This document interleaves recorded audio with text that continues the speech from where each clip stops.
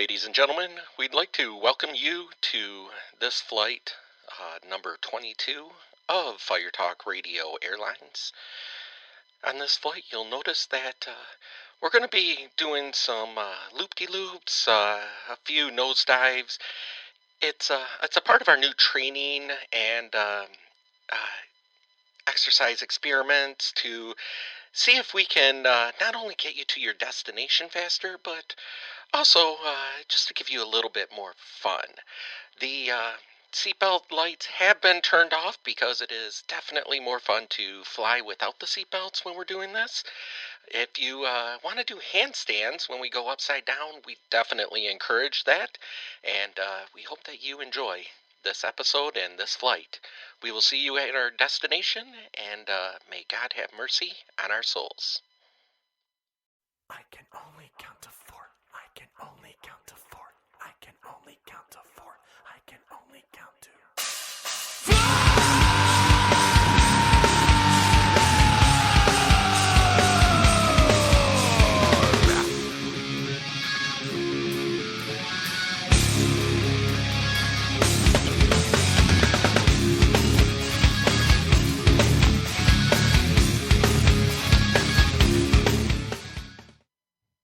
All right.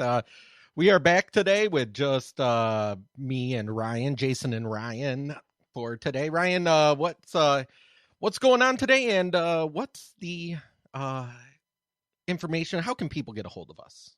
Oh, yeah. You can always find us on our website at firetalkradio.com, Facebook, Fire Talk Radio. You can always email us at firetalknetwork@gmail.com, or you can always go old school, leave us a voicemail, 814-380-9820. Leave a comment. Find us on iTunes, Spotify, Audible. Leave your comments. YouTube is live. Subscribe. You always know when we go live. Even though technically this is a pre-recorded show, but with YouTube, since we use Riverside, since they link together, turns us live. So if you want to check us out live, you are more than welcome to.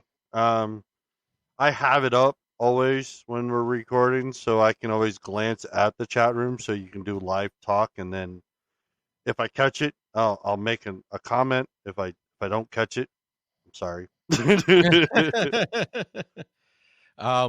Yeah. And you know, if you hit that little bell on there, you should get notified too when we go live, which is awesome. So usually we try to stick to Monday nights when possible, but it moves around, and sometimes like we were going to. It all depends on work schedules because we're adults. Well, I'm not. But mainly my work schedule. Yeah. Well, and we were going to go last Thursday before Christmas, and I got a thunder snow. First time in my entire life I ever heard the term thunder snow. Not thunderstorm, thunder snow. It's a great reaction when you're seeing snow fall down and ice fall down and lightning in the sky. It was kind of cool. So it did knock out my internet, which is why we couldn't go live. But yeah, it was kind of cool because like, you know, a thunderstorm, you see the lightning in the sky and it kind of lights up the clouds and stuff. With this, because of all the snow and stuff, when it lit up, you saw all these sparkly, like little lightning looking things as it was reflecting off the snow. Yeah, it reflects off the ice, so it looks like it's firecrackers in the sky. That's exactly it's fucking wild to watch. I will say this. Sorry, Andy's mom, because I know Andy's coming back. I will try to not say the F-bomb so much, but I'm not promising anything. I am the reason why our show is explicit. I will say that right now. Because Jason doesn't have enough time to hit the bleep button on me. I don't know. I mean, I throw some in there every now and then. Okay, but between the two of us here, it's me. So, but I have no problems admitting to when I know it's me. Yeah. So, all right. So first thing that we should go into, because this is something I wanted to talk about last time and we didn't. because it's just so hilarious. Um, Oh, woman accidentally goes live on Facebook while let's just say the boat was rocking in her bedroom. she going to Pound Town. She was just getting pounded. And the best thing Yeah. about Facebook Live, it alerts anybody that's on your on your friends and family list that you're live. Oh man, that must have been all Yes. ass, So all ass in their face. well, I guess it was just audio, but her family, even her dad, like joined in and like, oh, That's such and such awesome. is live. My daughter's live. What's she doing today? And you just hear, oh, oh, oh. That's fucking fantastic. It was great. So she's on TikTok, known as R Robinson 16. She talked about it on TikTok also, but then took the video down. But yeah, she had no clue when she set her phone down that uh, it was live and it was broadcasting. I guess one of her friends kept trying to call her uh, and tell her that what was going on, and um, she kept trying to call so that the broadcast kept getting interrupted, but then she had her phone on like do not disturb, so every Yeah, time it'd go through it would interrupt the it just broadcast got and then sent come right to back. voicemail. Yeah, so this is just so funny. We'll have a link to the article in the show notes, but um I don't know how I would feel if, or my wife would feel if we somehow broadcasted us.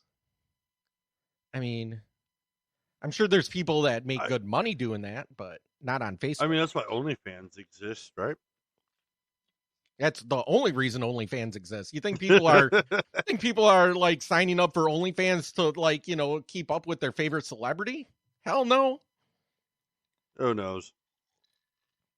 No, they're joining OnlyFans to catch the hot neighbor down the road who has an account up without their significant other knowing.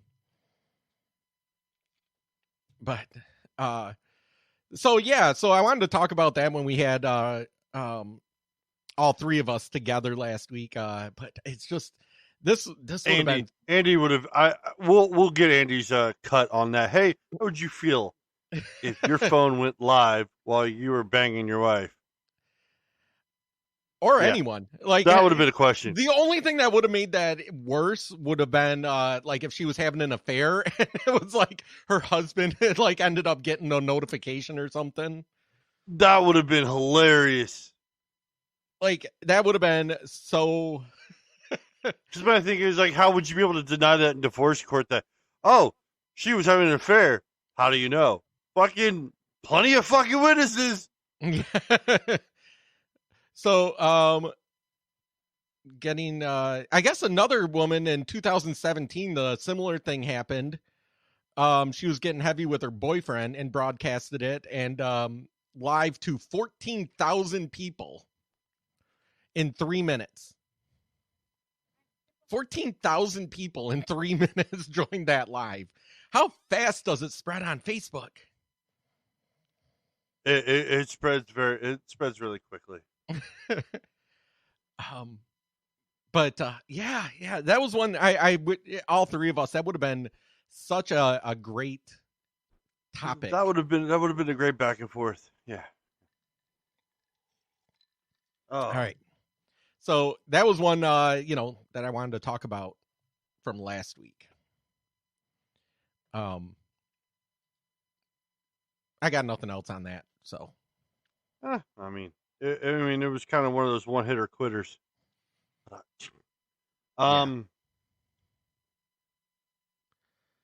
There was one that last week I wanted to talk about that we didn't get to. We ran out of time. Was AOC called out Nancy Pelosi, one of the squad leaders It's Um, weird when I agree with AOC. It's a weird feeling. I FDR said it best, and I am quoting him very well. There's something to worry about if a politician is in office and they're getting rich. Which that's every politician. I don't care what side of the aisle. Yeah, no, that's no. This is right down cutthroat. The right does it, the left does it. This needs to stop. There's actually a law that they passed says that they can't do this, but they do it anyways. It's like a $500 fine, and then they fucking move on. Um, it needs to be enforced. They need to fucking stop it. Nancy Pelosi, I think, in the last couple of years, actually the last year when Biden made office, they announced the main thing is when they announced electric cars, Tesla. They announced that she had her husband buy $1 million of Tesla stock. Right. Next day, they announced that they are moving the entire presidential fleet and Congress fleet to electric cars. Their stock went through the fucking roof. Right. I mean, according If to that's not insider trading, that's I the don't know what thing. the fuck is. That's the thing. Any other person, anybody, if you work at Apple and you know that something is going, they're going to buy up. Okay, Apple bought Beats years ago. Yeah. Okay, it wasn't public knowledge for a long time, but obviously the people at the top knew about it. Oh yeah. Beats stock was awful beforehand. Oh yeah. So if you knew about that and you Before Apple bought it and you bought all that Beats stock and then Apple took over, your stock would have gone through the roof. Right, that's insider trading. In any other capacity, it's insider trading. Yeah, Congress does it regularly. Especially from what I'm seeing, I don't want to say that it doesn't happen from the Republicans. All of the news sources that I've been seeing, all the winos. Yeah. Rhinos.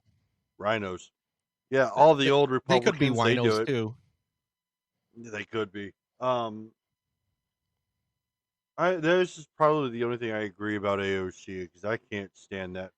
Well, so it's called the Stock Act, and according to Yahoo News, 52 members of Congress and 182 senior staffers of these members of Congress have violated this act that they know of. Yeah. So what I thought was great is that when Nancy Pelosi recently had her press conference, because why she has a press conference fucking beats me. They asked her about this. Yes. She goes, "Oh, I've never heard about that study." And no, it's a free market. Everybody should be a part of it. It's a free market, and I believe in the free market, and I think we should be able to participate in the free market. No. I mean, it sounded pretty fucking spot on in the way she fucking. But she ain't fucking sober when she's fucking giving her I can tell you that now. That bitch fucking is probably drunk. She hasn't been sober since the 70s. You know what's great is like, okay, so when the House does the vote, Pelosi is only there 10% of the time to actually listen to the conversations. Her assistants sit in for her. And I'm like, man, if you're a House fucking speaker, shouldn't you actually be in the House? You would think, but what was it?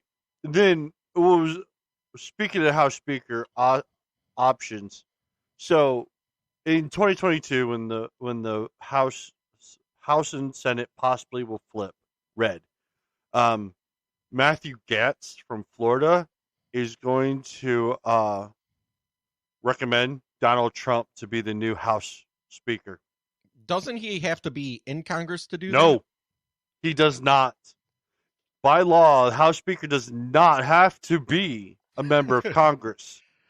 I don't They think that'll have to pass, be. but that would be They hilarious. have to get the votes. Right. They'll have the votes.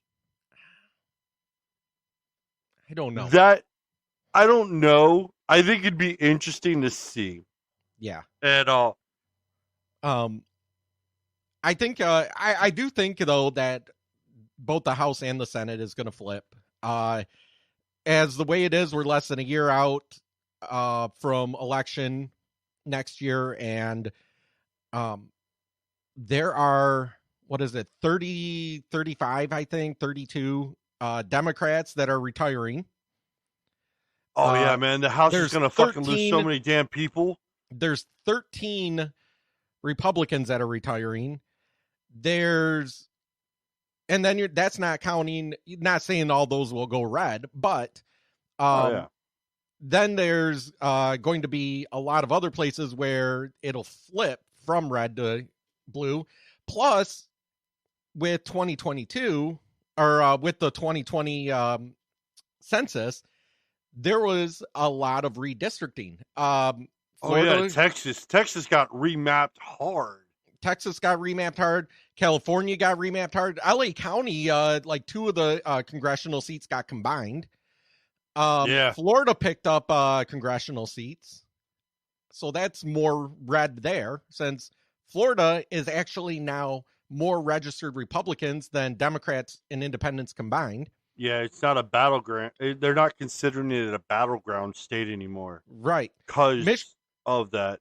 Michigan is getting redistricted, though who the hell knows what our districts are going to be, because they still haven't figured that shit out, because Michigan decided, we're going to, rather than doing it like, having the Michigan Congress, the Senate do it, they actually passed to have a independent, quote unquote, bipartisan committee to do the redistricting that is not nobody on the Senate or in the Michigan House can be a part of it. So the thing is they are doing everything behind closed doors. The Detroit Free Press had to sue the state of Michigan and take it up to the Michigan Supreme Court to get them to release documents from their closed sessions. Yeah, I saw a link in which that said that. They were part of the deal that was struck to have them, was that they would do have no meetings and no business outside of the public view. Everything had to be in the public view. Everything. And they're not following that. So who knows what's going to happen to Michigan, when it comes to the districts. It's going to become part of Wisconsin. That would be the Upper Peninsula part. They already consider them Wisconsin anyway. But so it's going to be crazy. It's going to be a crazy year, because not only are we looking at flipping stuff, we've got redistricting, we've got people moving around. I mean, the reason Florida went red is thanks to COVID. So many people are moving to Florida. If I could afford it, I'd move to Florida right now. Florida or Texas. Those are the 2 places that... I told my wife, I said, we should move to Florida. And she goes, I don't want to deal with hurricanes. I said, we're going to get wet. Yeah. Every so often you board up the windows, yeah, I mean... where I'm at... But I don't... You don't have to deal with hurricanes. My seller was that we'd pay in-state pricing for Disney, which is cheaper than out-of-state pricing for Disney. So I was like, that might sell it. And I thought it was like, Florida's a giant nursing home. Your medical license will transfer, so you shall be fine. That's what I told. Always have work. That's what I told my wife. Or she wanted to talk, because I was joking around one day, and I listened to Ben Shapiro, and he moved from California. Well, he moved to Florida, but his business moved to Tennessee. And they were looking for video editors. And I'm like, well, I'm a video editor. And she's like, so are you going to Go apply? for it. I'm like, I don't know if I want to move and live in Nashville. Fuck, I go. I don't want to live in Nashville. Like, There's nothing if I wrong with was, Nashville. I'm not saying you have to live in Nashville. There's plenty of good areas right around Nashville. like, I like small town. In Like, I 10-1, you probably won't even have to be in the office. You could probably do it remote. possibly. But they probably want you to live in Tennessee. Fucking A. I would move. Yeah, I don't know. We have this house. It's been forever that I've wanted to own a house. I don't feel like up and moving and finding another house and all of Yeah, that. that's probably the only reason why I haven't done it yet is because I don't want to fucking move Not that I anymore. can't. I don't want to. That is the don't want to do it either. But so yeah, so next year is going to be crazy. I hope we flip. I hope we hammer everything. And here's the other thing. This whole January 6th commission, I hope when we take back the House or the Senate, I hope we open up 2 commissions against all of the people that are lying and stuff, trying to tarnish and lie about January 6th. Did you see what they had about what's his name from Ohio? Jim Jordanson. Jim Jordan. Yeah. I should know him. He's a wrestler. He's a wrestling coach. He, basically took a text from somebody and forwarded on to Mark Meadows. And rather than playing or showing the whole thing, they literally took one little section out. It wasn't even his words.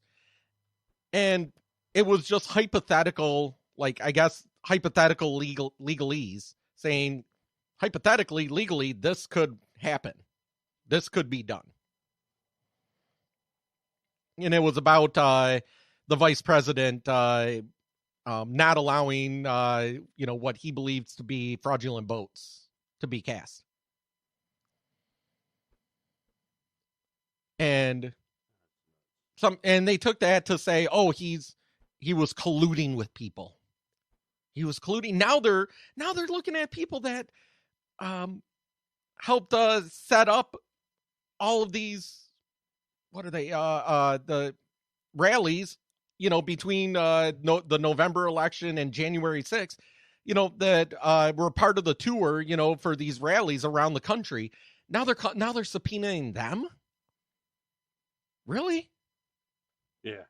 What the hell do they have to do with any of that?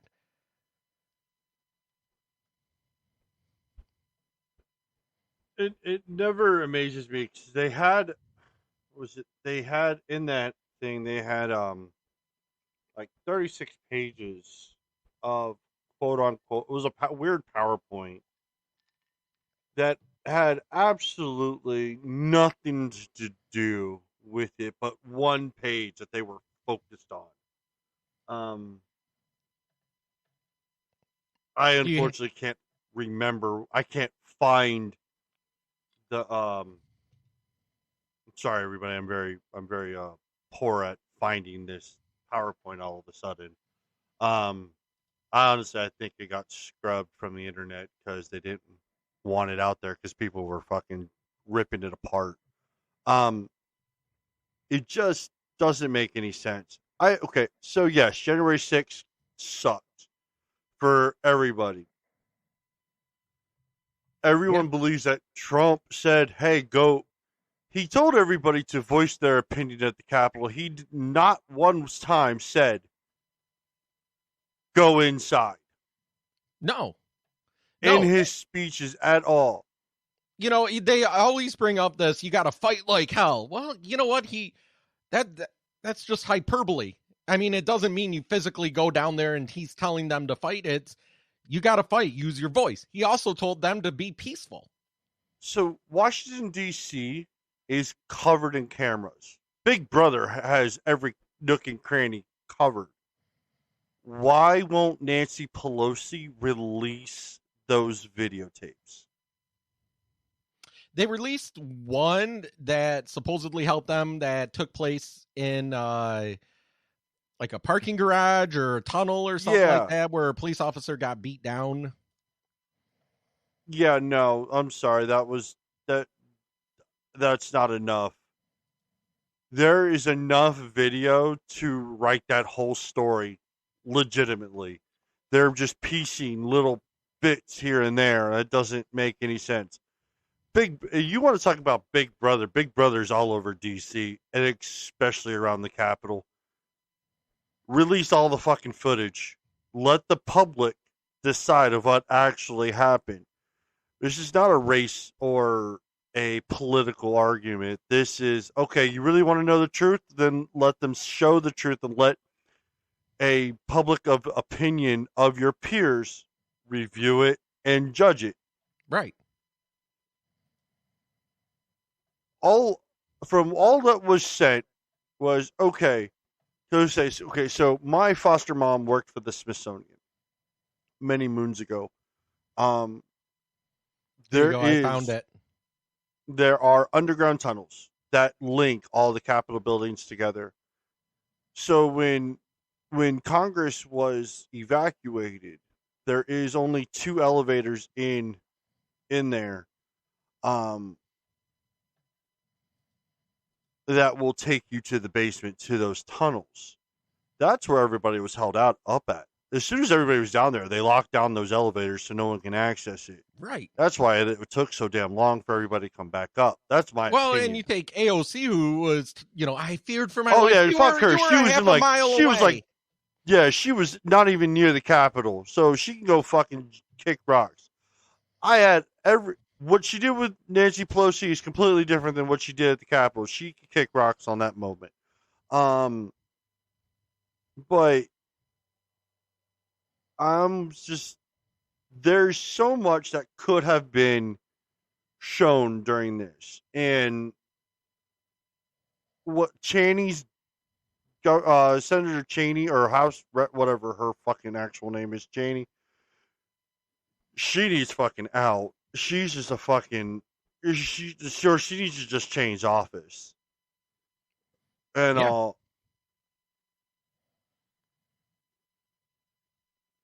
so everybody's upset about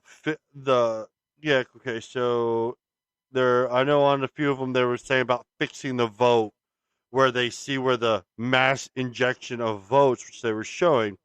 Right, the lines where it comes in at and everything. Yeah, and I'm like, I watched it. I watched shit leave one person and go to another. The exact amount that just didn't make sense whatsoever. And then 16, they're talking about China. China doesn't even want China and Russia are together, so we'll end up in World War III soon, especially between Taiwan and Ukraine. Yeah. Well, Taiwan. Yeah, if you guys don't know, they just signed a $700 billion military budget today. Which a $700 billion military budget, that's basically a yearly budget. Yeah. But it's some of the other sold, stuff that went with it. 30,000 Humvees to Ukraine. Yeah. That they're on their way over. Fully armed, mind you. They are not just regular Humvees. They have M60s on top. So, like, they're armed. They're arming you. We're arming Ukraine. And you really think Russia's going to really take that fucking city down? On top of that, China wants to take us to the UN for all the bullshit for the 20-year war, how we treated Afghanistan. I'm sorry. We went to Afghanistan and Iraq because the fucking bitches attacked us on our own soil. And on top of that, how we treated them in Afghanistan, overall, we basically liberated the country. They had more freedoms in that 20 years. Imagine if you were a 5-year-old girl in 2001. You basically spent your entire life without having to worry about the Taliban rule. Pretty much. Right? And then in the summer of 2021, in a matter of less than a month, your whole world came crumbling down. Everything that you grew up knowing came crashing. That's how we treated Afghanistan. It wasn't us being there, it was how we left it. And China, well, I can't say it because Andy's mom might be listening. So, but, we have that. And then as we're talking about, it's so much shit going on. As we're talking about this, then you have Biden who, for a whole year, longer than that, was talking about not removing the filibuster. We can't remove the filibuster. We can't, now he wants to remove now the he wants to do it so that they can pass the voting act. Pass the voting act. I'm sorry. I think voting needs to stay with the state. It should never go to the be a federal thing. And the way that they want to change the stuff that they want to change is they want to basically enshrine what 2020 was. Because if the states fix their voting rolls, then they can't win the same way that the election. They can't fix anything. Or potentially fix it. So this whole, they're doing it, they're making it harder for people to vote. How? By showing an ID? Right. By adding more days to vote? By saying that you can't count ballots after a certain day, after midnight of the day that... So, I think it's hilarious. I fucking can't stand Joy Reid on MSNBC. She's... everything that the left has done and said while Trump was in office, like fuck Trump and the Orange Man, really fucking degrading him, and really skewing the narrative. That's the thing. It's just a flat out narrative. Biden is actually doing everything that they are claiming he did. Oh yeah. And it's so funny when I'm on social media, Facebook, TikTok, and they call me and they call the Republicans fascists, and you're like, are you kidding me? Biden's the one that has the back channels to the media. Biden's the one that is threatening Facebook and all these other companies to ban and shadow ban people that quote unquote have misinformation, which is basically just stuff they don't like. Biden's the one that, I had a whole list at one point, and my ADHD is kicking in, and my mind is going in different directions. But everything that they're basically blaming Republicans, they're doing themselves. So let's take a look at the filibuster. They can't win. They can't pass this with the rules that have been established for Congress since the beginning of Congress. And the whole point of the filibuster is slow the roll, slow down. So you can't have a 50+1 majority passing through whatever they want to pass through. That's the point of the filibuster. It gives the minorities in Congress a say. In turn, it gives the people that are not a part of the majority a say, because they represent us. And with that, look back, I'd have to look it up. I think it was 2013 when they were trying to pass the Democrats, maybe it was 2009. Either way, it was when Obama was in office, and they were trying to pass a bunch of judicial appointments, and they were getting filibustered because they were shit appointments. So what did they do? They removed the filibuster on judicial appointments. Cut to 2020. What was it? September 2020. And all of a sudden, you have a Supreme Court appointment up. Now, all of a sudden, they're pissing and moaning that the Republicans are pushing through Amy Coney Barrett for the Supreme Court with less than 6 weeks. And they're trying to say, oh, well, you know, when Boehner was ahead, you know, he said that, or McConnell was ahead, sorry. He said that they can't, you know, they had, it's too close to the election and they had to wait. Merrick Garland didn't have the votes. He wouldn't have passed. So it didn't matter what they said or what they didn't have the votes. Now, because they got rid of the filibuster, Amy Coney Barrett did have the votes because all they needed was 51. Mm-hmm. And the Democrats couldn't do shit about it because they removed the filibuster. Had they not done that, they would have been able to stop that nomination until after the election. Correct. But they didn't because they don't have the forethought to go, oh, this is going to come back and kick us in the ass because they think, oh, once we're in power, we're always going to be in power.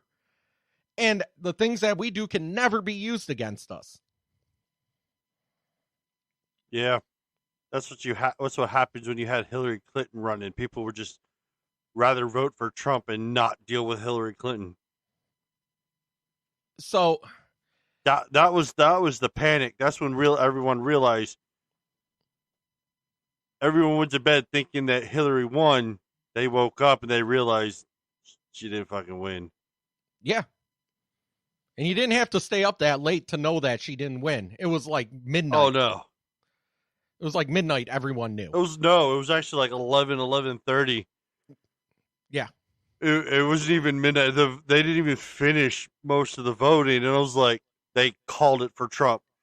And what is it? Rachel Maddow from MSNBC was so, I mean, the scowl on her face during that vote.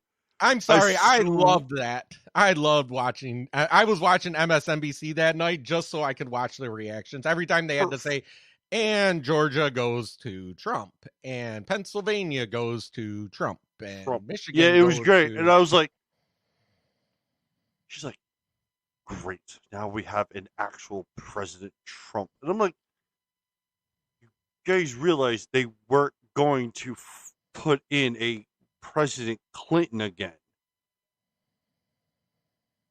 Especially not Hillary Clinton. Right. Not after the Benghazi issue. She lost the whole military life. Not only did she do that, she was just such an unpleasant person. Oh God, she was so goddamn bitter. Yeah, the whole time, always.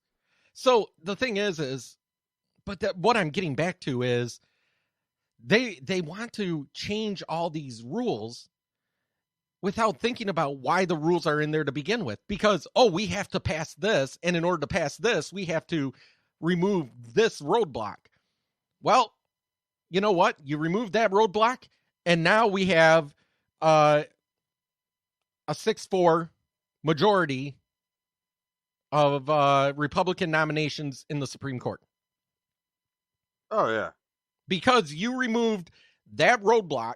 You could have, had you not done that, had you have thought ahead, you could have said, well, we're not going to get all of these Obama nominations for lower courts, but we're not going to fuck ourselves in the end later on down the road.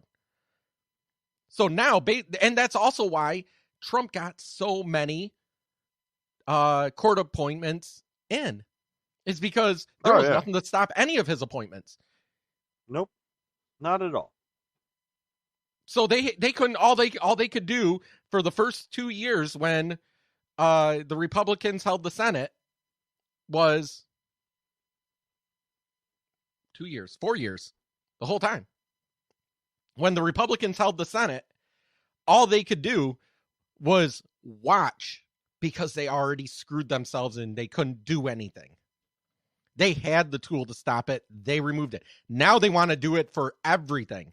oh, we got to get this this voting rights passed. Well, eventually, even with that voting rights passed, eventually it's going to turn and Republicans are going to be in control again, and they can do whatever the hell they want because you have no way of filibustering it, which the Democrats used all the time when Trump was in office.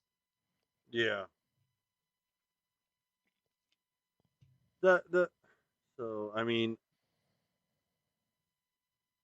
here nor there. I mean, it's gonna. We all know the typical Democrat is going to just gonna do something for the now, not for the future. Speaking of Democrats, I know this is a nice little segue into JFK, John F. Kennedy. Recently, they finally released his assassination documentation. Um, it's been almost 60 years, mind you.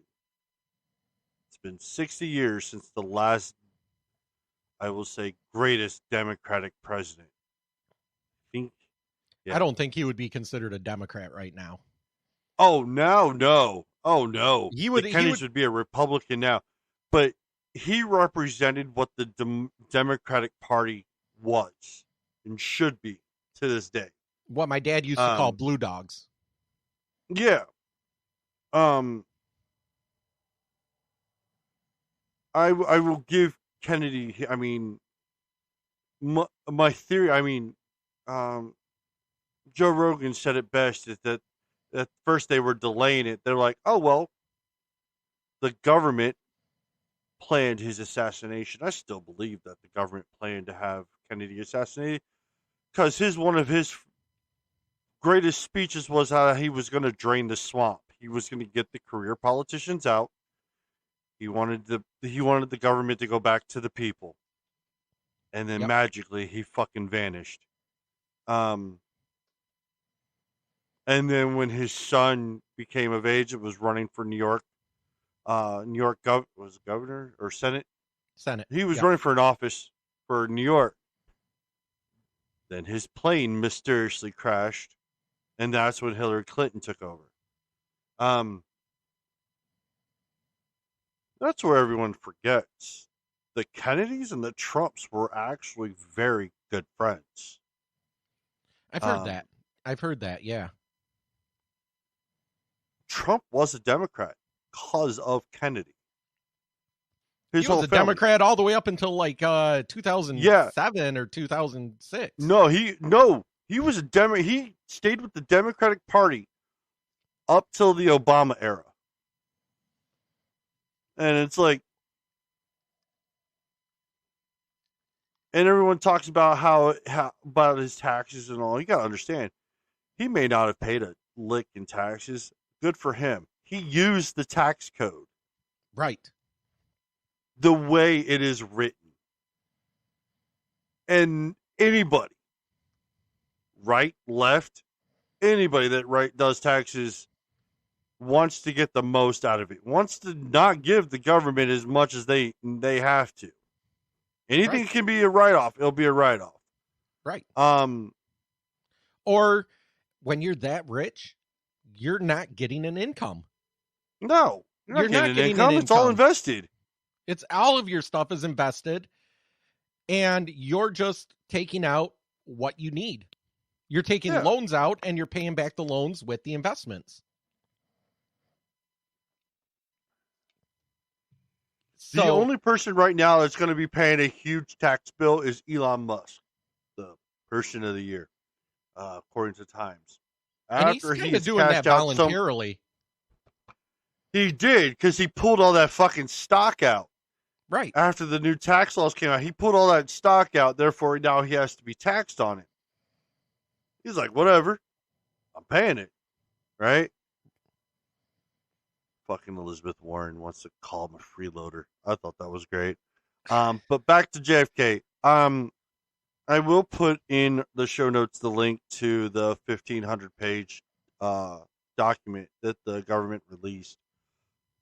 If you want to sift through it, that is great. I've been flipping through it here and there. It's all redacted, so yeah, you gotta love. Yeah, you get 1,500 pages of black. God. Except for the word thing the, CIA, at. Yeah, that's where it always makes me wonder that the government didn't put a hit out on the president and just try to cover it up. Um, and it's a shame because if he had actually got to fill out his whole presidency, the question is, how would that have changed the United States? There's a Hulu movie based on that. Yeah, Where James Franco goes back in time and prevents his assassination, and it ends up actually like destroying the world, and because of because of the Cold War and Russia shooting nukes at us and everything. yeah. I mean, It's a good show. I'll look it up in a second and bring it up. But it's a good show. yeah. But being that said, I mean, you'll have to make your own opinion. You can't take my opinion on that. That's just it's So there. They finally released it after 60 fucking years. the name of the Yeah. name of the miniseries is 11/22/63. 11.22.63. The day JFK was shot. Yeah. Huh. But I mean, it's so. The thing is all of that, and we talk about income tax. You got to remember, we didn't have an income tax until World War One. No, you're wrong. You know where income tax came from? As far as I knew, it came from World War One, and it was supposed Nope. to be temporary. It was temporary. It was the offset for prohibition when they were no longer getting the alcohol tax. That's when income tax was put in. So after prohibition left, income tax was supposed to be removed, but the government got greedy and decided to take both the alcohol tax and income tax. Well, it says the first federally created income tax was during the Civil War. Yeah. In the early 20th century, the income tax was renewed in February 1913. The 16th Amendment to the Constitution was ratified, granting Congress the power to tax personal income. It was mainly put in because they were losing revenue from alcohol. Well, we didn't have that till the 1930s, though. Yeah, but they were getting ready for it. They were getting a lot of. They had a lot of alcohol in the 1920s. Oh yeah, man. It was the Roaring 20s, man. It was the year. It was the era of jazz. In 1921, Congress sought to protect local agriculture, emergency tariff.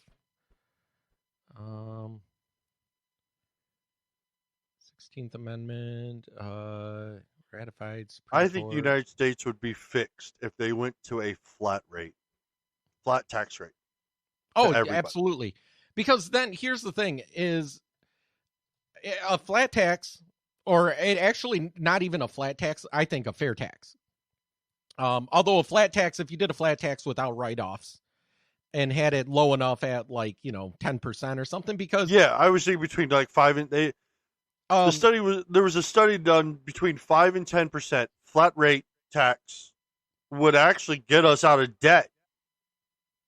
And you have all these people making the argument, well, a person making $50,000, that means 5,000 of their $5,000 has to go towards, and that's a lot different than a person making $5 million and $500,000 going towards.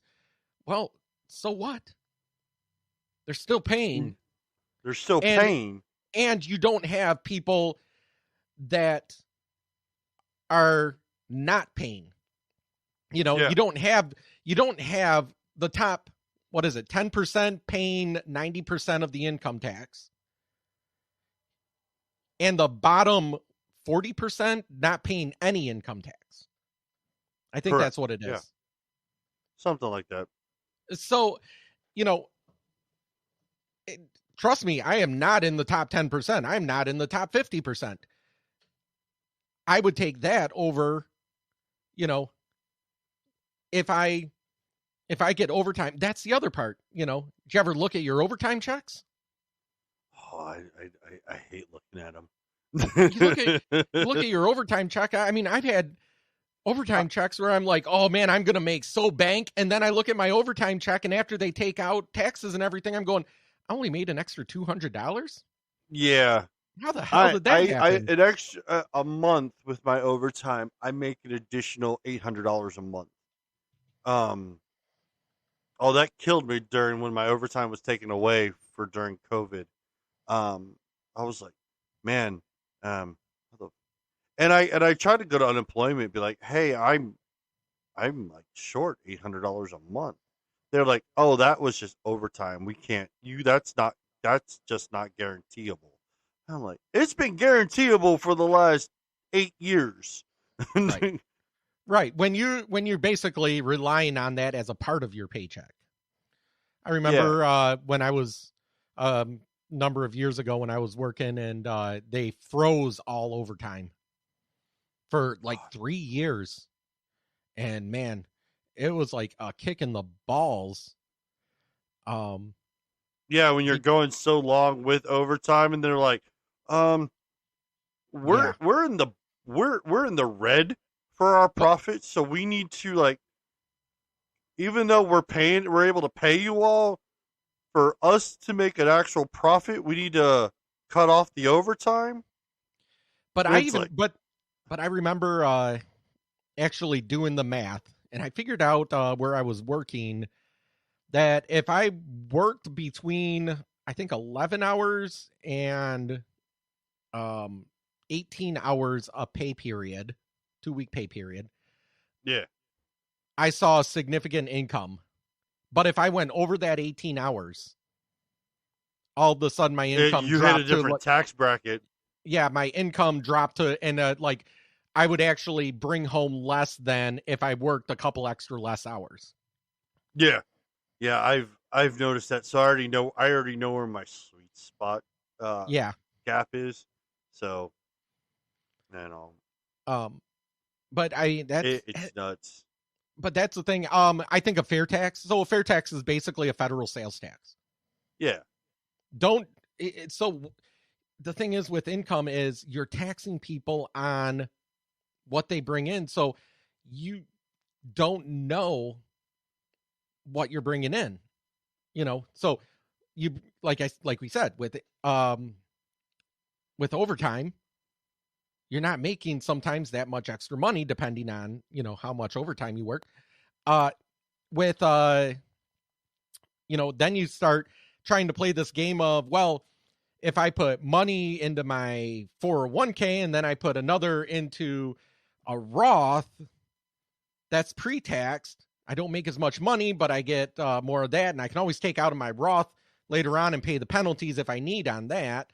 If I put money into my medical spending, that was always my thing. Oh, I'm going to put money into my medical spending rather than trying to write it off on taxes at the end of the year, put it in pre-tax.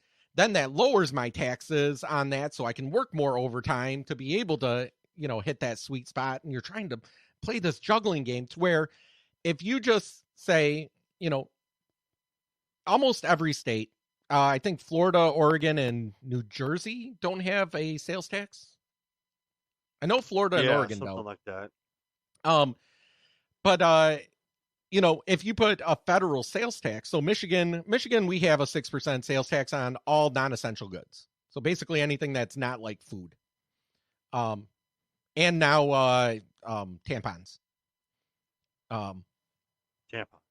Yeah, they just passed that tampons is considered an essential and not taxed. But so anyway, non-essential goods, you get a 6% sales tax. Well, then you add another 5% sales tax on top of that for federal, which a lot of us that have vices like tobacco, we're used to paying that anyway. So you put another 5% on top of that, and then you don't take the money out of the people's income. How easy would tax season be? That is the point. It should be as easy as possible. A flat tax or a fair tax, you almost don't need an IRS. You don't. That is the whole purpose of it, was to literally basically eliminate the whole internal revenues program. You don't need it if everyone is damned to pay here's your bill at the end of the year. Boom, done. And then if you're self-employed, holy shit, then you have to try to figure out what you're going to make in the future. Every 3 months. Every 3 months. This is what I made these past 3 months. This is what I'm planning on making those next months. But that would eliminate a lot of the self-employment during doing that. That would allow people to create those small businesses to do stuff. Right. To get those in. I understand during the pandemic, a lot of people have gone self-employed because can't leave your fucking house. Can't leave your house, and now people are getting laid off left and right because they're not getting the Fauci ouchie. Oh, God. So, speaking of Fauci ouchie, do you see how people are all upset how... I will say this. All the heavy right-wingers are all upset that that Trump is promoting the vaccine.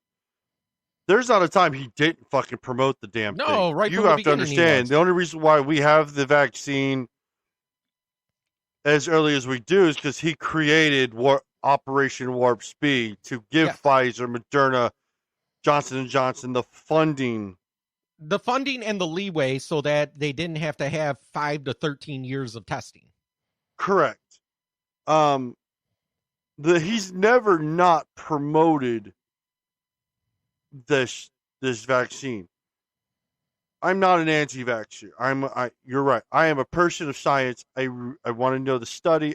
The study technically of the Moderna and the Pfizer actually doesn't end of the testing of the trial until October of 2023. I wanted to wait till that trial was over. The human trial was over to see the study, to see how it was. Right. That was the reason why I didn't get it right off the bat, until I was forced by my job.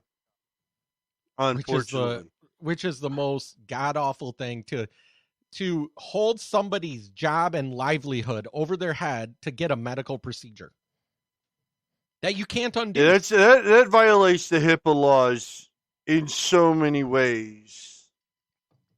It's ridiculous. Because people call us conspiracy theorists in a sense that, there's not going to be a mask mandate. They'll never do a vaccine mandate. Now fucking look at them. You look at New York, Chicago, New York. But the weird thing is the California left is not seeing it as a mandate. They're going, well, it's not a mandate. You just have a penalty if you don't do it. There's consequences for not doing it. Well, no, look at California. Yeah, California, Colorado, Chicago, New York. You must have a vaccine passport to go anywhere. You can't leave in your the house. States. Yeah. Yeah. And it's like, how is that not a violation? Because that means you're just, hey, do you have herpes? Right. Do you have AIDS? Yeah. Do you have AIDS? No, that's just a sheer violation. And the thing I don't want anyone ever think that I'm telling them, no, don't get it because you don't know what's in it. No, I'm telling you, if you want to wait. You want to know what's in it. You want to know the science. Then wait. If you want to get it, then get it. That is your prerogative. That's your choice. I know me and Andy went back and forth a handful of times. I know he was fucking ecstatic that I got it because I have text messages that say that. But I didn't like being forced to do something that I didn't want to do. Right. I only did it because One, I didn't want to have to fucking move because I was going to have to leave the state that I'm in to go to a state that wasn't mandating it and finding What's a new even weirder job. is you work from home. That is the weirder part because in the mandate it says if you work from home you are exempt. Yes. But my employer was still forcing me to get the goddamn shot. Right. I talked to a lot of my former colleagues Work from home coworkers. Yeah, work from home coworkers. We've worked from home. I worked from home from the time that I started at my old job until I quit. And they did too. And they were still forced. Who are they going to impact? What's the OSHA mandate? That the whole point of OSHA is that you don't impact somebody else. Who are they going to affect? Their family? My problem is that OSHA's not even taking the reports and submitting the reports of the side effects that people are getting. No. In that fact, is they what have they're it, supposed they have to it that do. they don't have to do it until May. Correct. Which is wrong because it's like if you get it, you have a side effect. Even if you report it, it's not going to show up. And it's like, well, the thing is with OSHA, the way that they wrote it is, if your employer makes you take this and you have a side effect, that is considered an on-job injury. yeah. However, the employer is not required to report anything until May of 2022. So you basically can't claim workman's comp until May of 2022. And that's only if you have something happen after May of 2022, not before. It's fucking ridiculous. So it's well, you do know this is already gone to the Supreme Court. The Supreme Court has announced that they are going to entertain. Yep, they entertain this, and trust me, I will. And they're entertaining oral arguments. It's not just submitted. Yeah. They're actually having oral arguments. So that's going to be that's going to be entertaining because Biden is hoping for the mandates to stick. And the hard part with the Supreme Court, as it is right now, is we don't know what to expect from them. Because you have Roberts, who basically he doesn't want a split court ever. He wants it to be 9-0-8-1. He wants it to be because he thinks that gives it prestige. So then, the blue side of the court, they're going to vote for Biden. It doesn't matter what the arguments are, they're going to go for it. So then you have Roberts, who you don't know what he's going to do. Yeah. You have Kavanaugh, who believes in stare decisis, which means that it's already been decided. So if they bring up a previous case from 100 years ago, he might use that rather than saying, well, it's not right that they're doing it. But they're most likely, the last time this was ever done was during the Spanish flu back in the 20s. 1918 flu. That's when they used the federal mandate for the flu shot. It wasn't a federal mandate. No. It was a state mandate. It was a mandate. No, in fact, I don't even know if it was a state. It was in Minnesota. Yeah. And I don't know if they're going to try to use that. But, and then the other one is Amy Coney Barrett, who you think who claims to be a constitutionalist, yet a lot of her decisions make you wonder about how she can justify her thoughts in line with the Constitution. So you don't know where those three are going to stand. And those are the three that are going to make the difference. Because you're going to have three that are going to vote against it, that you're pretty much sure. Three that are going to vote for it. And then those three you don't know. Yep. So, And then Biden's talking about looking into expanding the fucking Supreme Court to at least 13. if they pass the eliminating the filibuster, I can see them doing that before the year's end. They would have to do it before the year's end. Oh yeah. And then if he does it before the year's end, what's to stop a Republican president from expanding it more? They're not. That's the problem. That's what Trump made during the debate. He said, "Oh, if you're going to pack the court, what's going to stop the next president from adding on more?" And then next thing you know, the Supreme Court, because you guys have to remember, the Supreme Court is a life position. The justice there, they are Supreme Court justice. They will live and die as a justice. Yeah. Before they are replaced. No one retires as a justice. They just very die. Rarely do they do that. Yeah, because it's a lifelong pay. Right. That is going to be the odds-on favorite of what could happen. God, I really hope it doesn't. It just needs to stay at 9. It's been 9 since its inception. I think it needs to stay there. It was less than 9, I think, up until the late 1800s. Yeah. So, well, I mean, it's been 9 this long, so leave it alone. Right. 9 is a good number. Right. So, I think with that, why don't we take a look at some TikToks?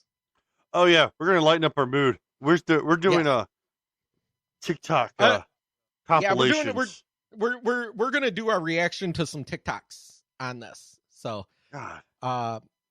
So here's the first one. If you had 24 hours with me and I couldn't say no, what would we do? All right, let me play that again. If you had 24 hours with me and I couldn't say no, what would we do? If you had 24 hours with me and I couldn't say no, what would we do? 24 hours with her. Oh man, the thoughts that come to my mind. I'm thinking if I had 24 hours, I want to have her go out duck hunting with me and be the one to retrieve the ducks.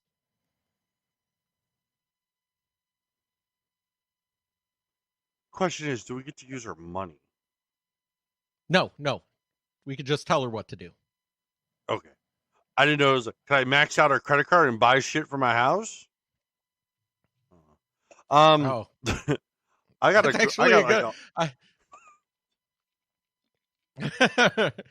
I need you to help me put together this toy that my son got for Christmas. I'm gonna go buy it. I'm gonna go buy a bunch of shit from IKEA.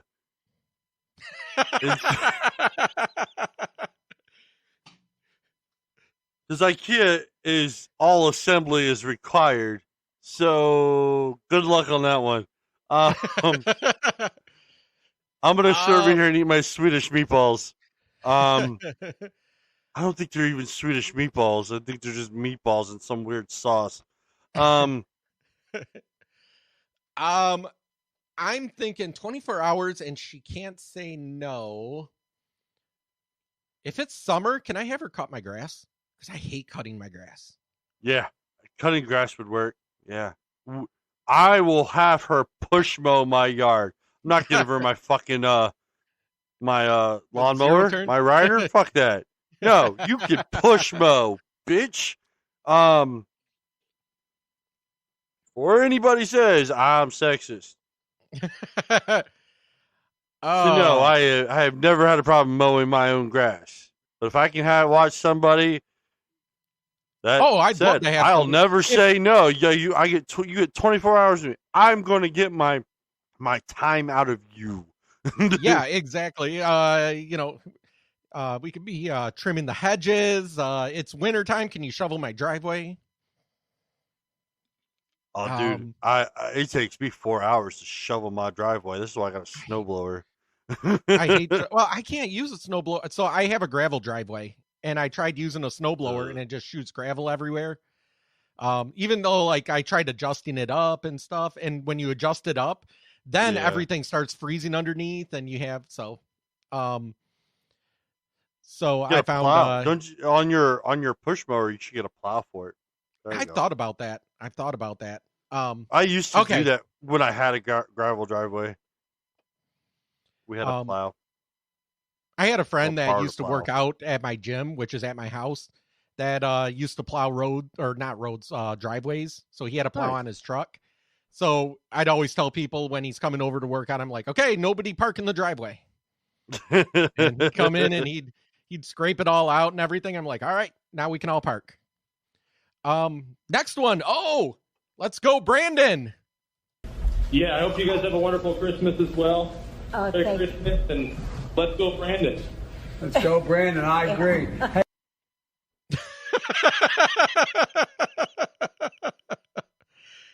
You have to think he has to know what that fucking phrase means, right? It's so there was a survey done, and 86% of people in the United States know what "Let's Go, Brandon" means. Yes. You can't say he doesn't know.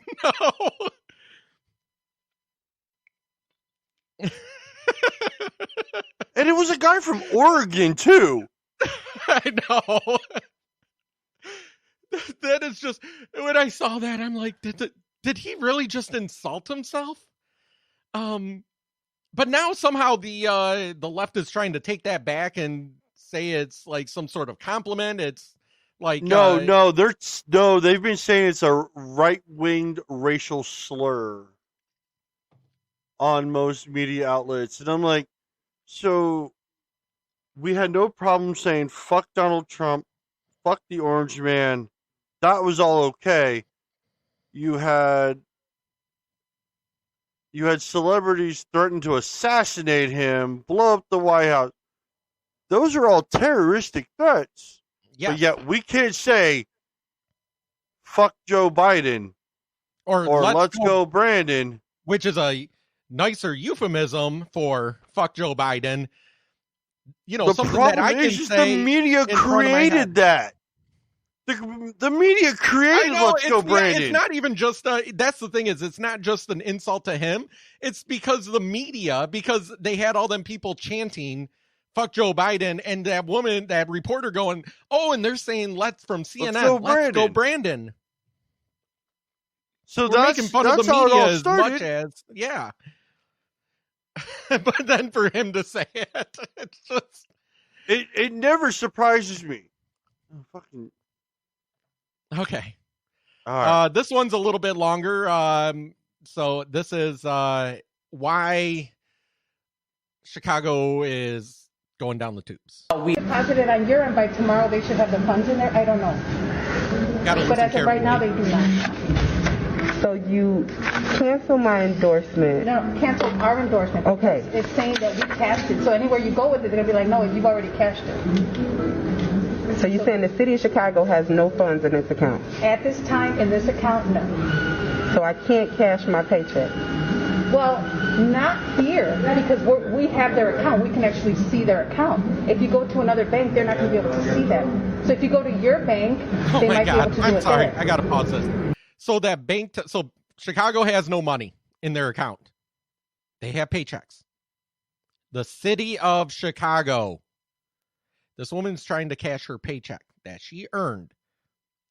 This bank won't do it and said, because they have no money, we're writing it so that you cannot cash it here later on when they do have money. Then they said, go to a different bank and fraudulently, knowing that there's no money in the account, cash the check. I'd go to my bank and be like, I don't have a paycheck. Deposit. Because they can't see that account, the city of Chicago account, like we can. Because it's a Chase account. Chase Bank. We don't know how they work. So that would be another option for you. I'm just flabbergasted. Because Lori's running around telling everybody they got to get vaccinated or they're losing their jobs, and she doesn't even have money in my When account Lori Lightfoot so is that I more can concerned cash my with bringing check. people to financial ruin I and don't even vaccine have money mandates and than I making can't even sure go do her my employees Christmas can shopping. cash their checks the day after it was issued. Wow, Lori. Who voted Lori in office? Who voted her? I can't cash my check. I'm so sorry. I don't know. Maybe they're about to deposit it on your end. By tomorrow, they should have the funds in there. I don't know. But as of right now, Lori Lightfoot has to be disgusted, because there's no way she's getting paid still. Oh yeah. She's living in her brownstone in Chicago. She's having the police department sit on her road, but yet the employees of the city can't fucking get paid for the work that they've done for the city. I wouldn't go to work. I wouldn't either. I mean, I'd call it a strike. I'd be like, yeah, good luck running the city with no one there to run it. As the woman in there says, who the fuck voted for Lori Lightfoot? They're to blame. You know, it's like the people that in Detroit, talking about Detroit going down the shitter. You guys keep voting in these people. Stop voting for them. But no, because these blue cities keep saying we're going to basically give you handouts over and over and over again, so people want the handouts. It's always funny when I hear people say, you're voting against your own self-interest. No, I'm voting against the best interest of everyone, not just something that's going to benefit me. Like student loan forgiveness right now, everyone's upset that Joe Biden won't forgive loans. Hey, I have a lot of loans out, student loans. I'd love to not have to pay them. Right? And I have student loans. Shit, I would love for them to go away. But also, I knew that shit wasn't going to happen. Everybody keeps forgetting that goddamn town hall he had with Cooper, Anderson Cooper, when he said no, that he wasn't going to forgive student loans. And everyone's like, well, he campaigned that he was going to forgive student loans. He has a 47-year history of lying to get elected. You do realize Bill Clinton tried to work on getting actual student loan forgiveness. Joe Biden, while he was in Congress, said no and stopped it. Right. On 3 separate occasions. Joe Biden has made it difficult for people to even file bankruptcy to include their student loans in, because it happened 0.01% of the time. And don't forget, he was in Congress at the time that they changed the laws on student loans so that you could not file bankruptcy. He made sure that that's what he pushed through. Yes. So you can't even, if you're in dire straits, file bankruptcy and get them removed. They're there for life. Oh yeah, you're screwed. And I know. I got an email from Department of Education that the extension got pushed. Yeah, it's till May now. Till May 1st. So they put an extra 3 months. Yeah. The only reason why that got put in is because they got pressured because of the Omicron. Which, Omicron, it's so scary. It's so scary, except that nobody's really dying from it. Yeah. Somehow. What's the next letter they're supposed to go to? Alpha, beta, gamma, delta, epsilon, zeta, eta, theta, iota, kappa, lambda, mu, nu, xi, omicron, phi. Phi? Phi. Phi. Because they're going Greek alphabet, but they're jumping around, so. Oh, yeah. But anyway, so the student, but like I say, the student loan things, I'd love that, but it won't happen. I'm gonna have to. It's gonna start back up. I'm gonna have to start paying it back, and I'm gonna pay it back for life. I mean, that's just the the way it goes. Unless I somehow start making a hell of a lot more money than I'm making now, and I can afford to pay more than the minimum every month. You know, my student loans are pretty much right up there with my mortgage. Yeah. About where. But my mortgage costs me 4 times as much a month than my student loans. So that tells you right there that I'm never paying them off. Yeah. Okay. But let's go to. So if you ever believe a politician is going to keep his word, just remember, let's go, Brandon. Mm-hmm. All right. Let's go to Kamala Harris.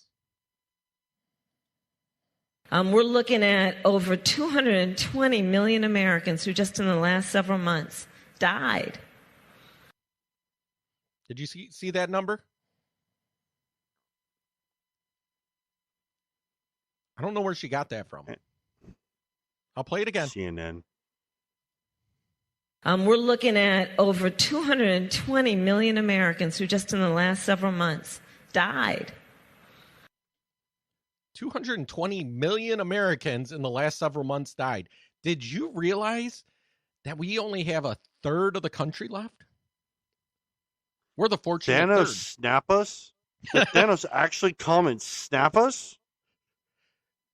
That's basically what it would be if 220 million. There's roughly 350 million people in the U.S.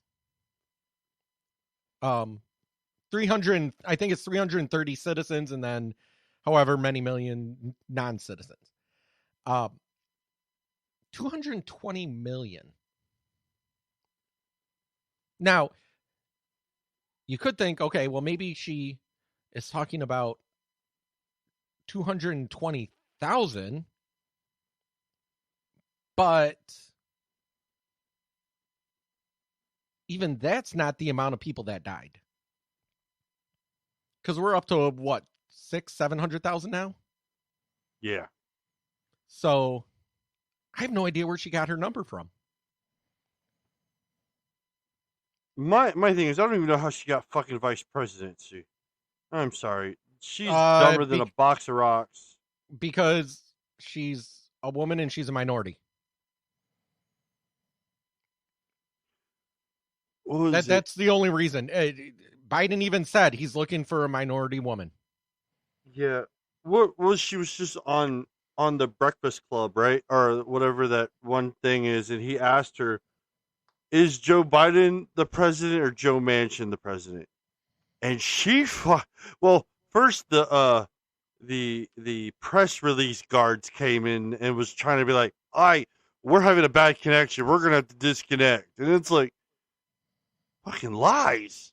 That's a lie. So bad.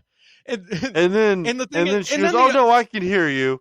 And then she goes, don't act like a typical Republican now.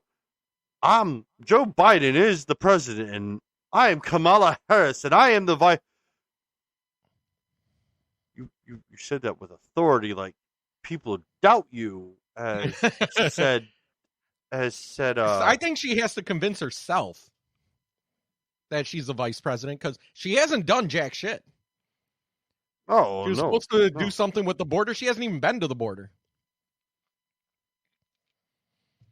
She doesn't do anything. She is literally, like, when there's something important to be done, they send her across the world so that she's nowhere near it. Oh, yeah. So, all right. What up to all those Afghan children that just came over and they're separated from their parents? That doesn't make sense. Yeah. Oh, we don't fucking put kids in cages. We don't separate kids from their parents. That's a Trump thing. Fucking lies. Right. Fucking people are dumb. Swear to God. They are.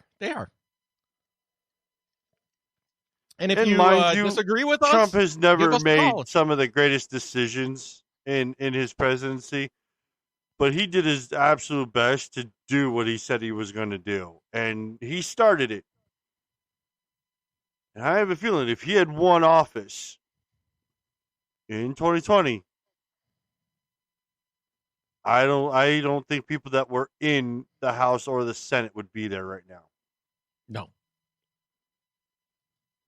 I think Mike Pence would have if he won, they would have had another impeachment. So rather than the press saying the twice impeached, they would have said the third time, the fourth time, the fifth time impeached. As long as Nancy Pelosi is in charge, I think they need House, to fucking they will impeach him every year. his impeachment because they've proven that none of those impeachments mean nothing. Actually ever happened. Impeachment. People need to realize impeachments mean nothing. They're political. That's why Nancy Pelosi literally impeached Trump twice over nothing that he did. And then I knew as soon as the Democrats took the House, I said before the year's out, they're going to have an impeachment trial. And lo and behold, that's exactly what they did. They tried to impeach him like 6 days before he was out of office. Yeah. Oh, what?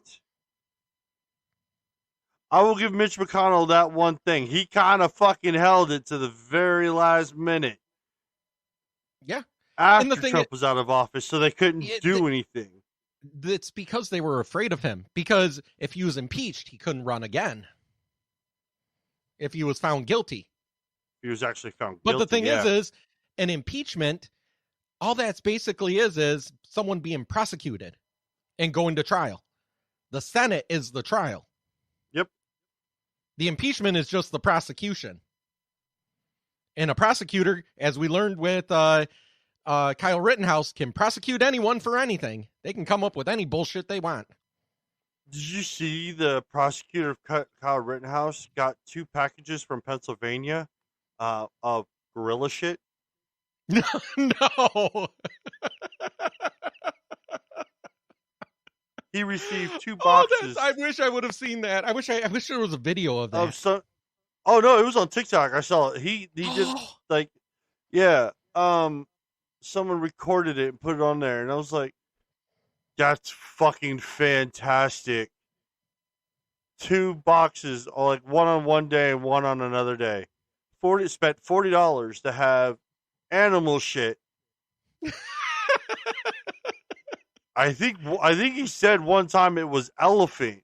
I was like, elephant dung. How would you know it's elephant? Have you seen elephant shit before? I mean, I've been to the zoo. I've seen piles of elephant shit.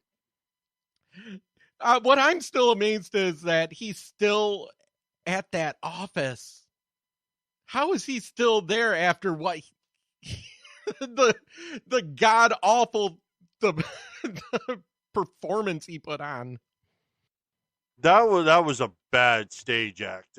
I mean, he was bullshit. waving a freaking gun with his finger on the trigger at jurors.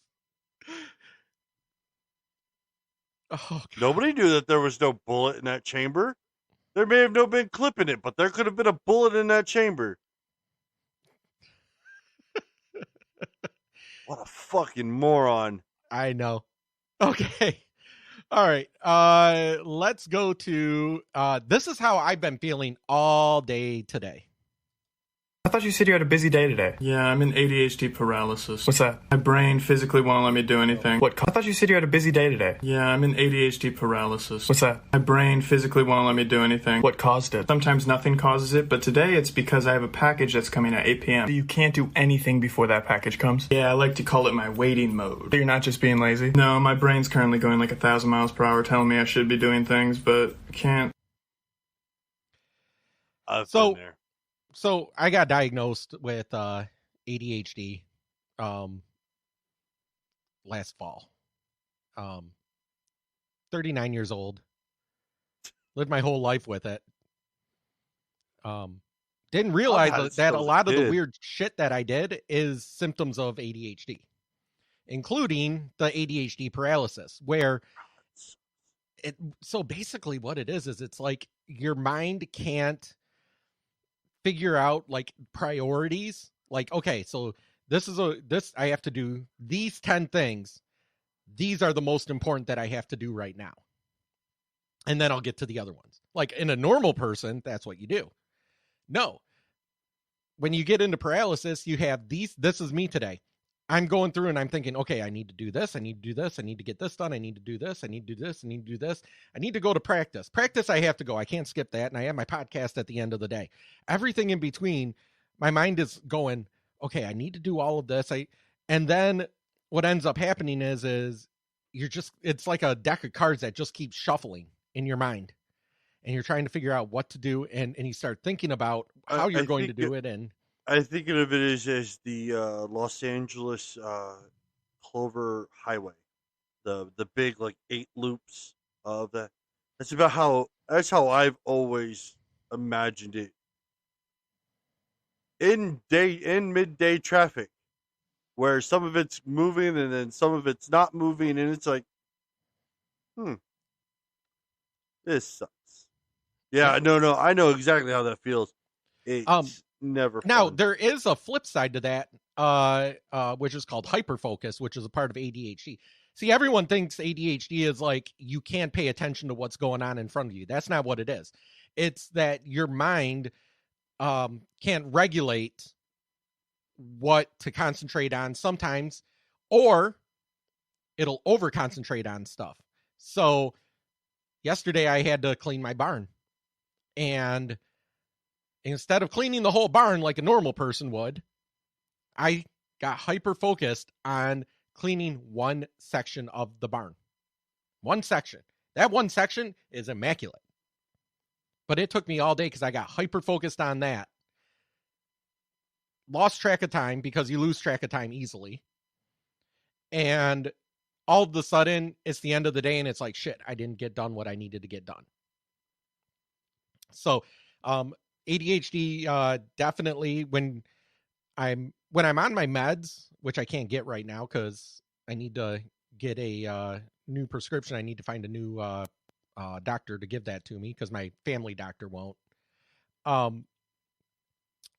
That's what the Ritalin, or not the Ritalin, the stimulants do is basically it gives you that dopamine, that stimulation that, gets you out of this paralysis and stuff like that and helps you kind of rewire your brain a little bit. But without that, you basically go through these ebbs and flows of hyperfocus, no focus, paralysis, hyperfocus. No, I haven't been on my ADHD medication in years. I've gotten off it only because I didn't have insurance and I just fucking didn't get back on it. I actually started trying to take out Alpha Brain. Have you? I've heard of Joe Rogan talk about that. Yeah. Yeah. So I looked it up and I was like, "This is interesting." So I was like, "Let's try this out." It works very similar to my ADHD medication. When I'm taking it, as long as I'm taking it regularly, I can get the focus. I can keep going. And it's like, is this all my ADHD medication is? Generally not. It depends on, there's a bunch of different ones. I have weird ADHD. I mean, with all the other crap that goes on, they don't mesh, so they'll snap and collide. And especially if insomnia kicks in, then it's just a 3-way fucking dance of that's the other nothing's weird getting part. done. That's the other weird part is all of this stuff, and then tonight, and this happened last night, I go to lay down to go to sleep, and what happens? My mind starts wandering. Shut off. It won't shut off. Yeah. It's like that video of the guy playing banjo, and stuff like that. But then all of a sudden the guy playing banjo goes, hey, I wonder how this banjo works. And then he starts taking it apart. And then he goes, oh, hey, I wonder who made this part. And then he goes to the other side of the world to find the guy that made that part. And then that guy told him about the history of the banjo. And that's how my mind works, because it's just constantly going like from one thing to the next, to the next, to the next. And you can't get it. And my wife is just like, well, just shut your brain down. And I'm like, I can't. My body can be dead tired. I cannot. So I end up sleeping on the couch a lot because I have to watch TV. I have to put something boring on TV. Has to be someone talking, and it can't be too interesting because that person talking. I think we've had this conversation before. Yeah, that short circuits I my usually brain. watch MASH. Yep. I don't know what it is. Alan Ida as Hawkeye in MASH, even though that and Frank Burns, even though it'll keep my interest, but it's a focused interest to the point where I'll lose focus on everything else, and then I'm able to go to sleep. So I focus on sleep, which is weird. I found the stuff with Neil deGrasse Tyson, the physicist. He has that voice and he talks about the universe and stuff where I'm just interested enough that it calms my brain down, and he's got kind of that soothing voice, but it's not something where I have to pay attention and watch it. I can drift off to it. So I try to watch stuff that he does. Then the fat person in me watches Triple D, Diners, Dive-Ins, and Drives at night. Oh, yeah, with Guy Ferrer. Yeah. And so I'm like, I listen about food, and I tell my wife, is like, this is why I will never be skinny ever again. Not the fact that I don't go to the gym and work out anymore. It's just like, I just truly enjoy eating food now. Yeah. So, okay. Let's go to another Lightfoot. Sure. We will not allow federal troops in our city. We will not allow federal troops in our city. We can't just allow anyone to come into Chicago, play police in our streets, in our neighborhoods. 1 year later. So that was her last year. Later. I have formally asked the Attorney General of the United States, Merrick Garland, to, with all deliberate haste, detail ATF agents to Chicago for 6 months so that we can increase the number of gun investigations and seizures. And who would have predicted a spike in crime? So she wants to... the city of Chicago has some of the strictest gun laws. Exactly. And they're not being brought in from out of state legally, they're being purchased in Indiana. No, they're not. No, they're not. They're being purchased there illegally out of the back of cars from criminals. That are coming from Indiana or Ohio or Michigan or wherever. Well, they're not buying them legally and then selling them illegally. And they're buying them illegally, period. They're illegal, period. It's not like I'm buying them in Michigan and going to Chicago and selling them. Which is illegal to do, period. Right. So, but the whole point is if you, all of this, what is it? San Francisco did the same thing.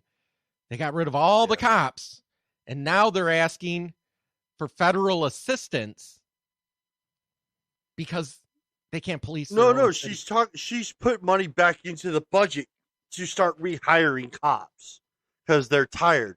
And then Pelosi goes, I remember Pelosi came out, she goes, who would have thought that we would have had to bring in more, that we would defund the police, but yet crime would return?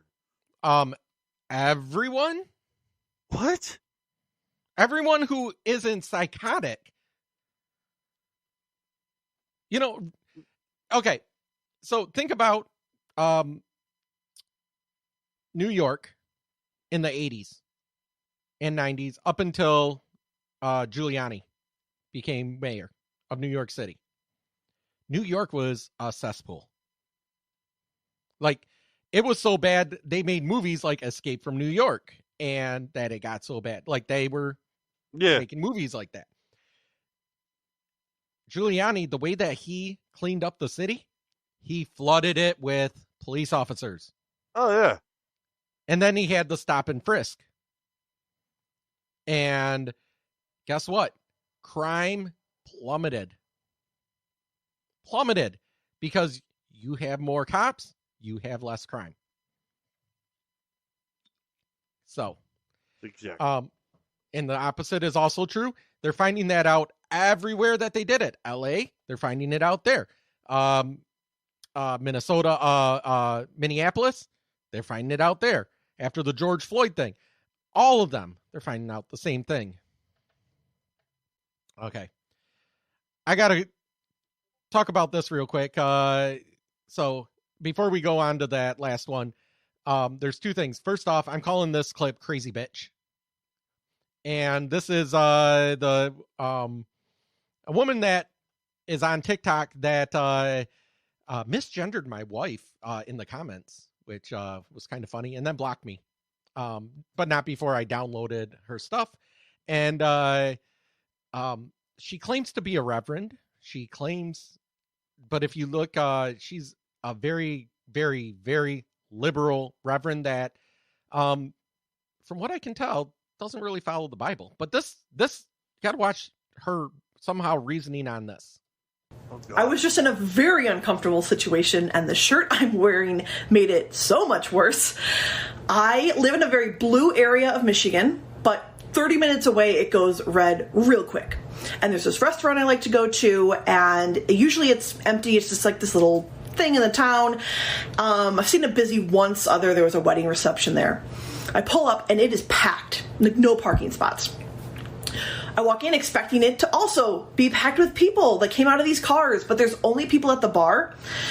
And I'm like, oh, okay, well, they do have a downstairs like area. Maybe they're all playing pool, I guess. So I find a place to sit. It's in this like awkward corner. It's the only thing that's open, and everyone has to walk past you, and you like get bumped a lot. That's why people don't sit there. But I was like, whatever, I'll sit there. And as I'm sitting there, I hear people around me go, are you here for the meeting too? Are you here for the meeting? Are you here for the meeting? Are you here for the meeting? What meeting? It's not AA. They have booze at this place.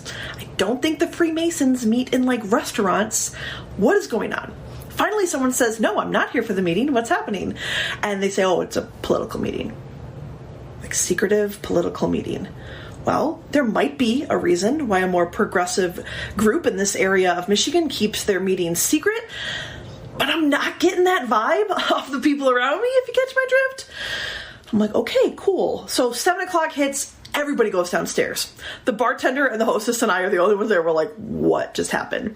I'm like, if they start chanting and playing drums, I will leave without paying. Like, I'll come back tomorrow. Finally, someone comes in late and says, I'm here for the We the County meeting. We the County, what is that? So I look it up online and I find their website and I'm like, immediately no. I am out. Yeah, check please. No.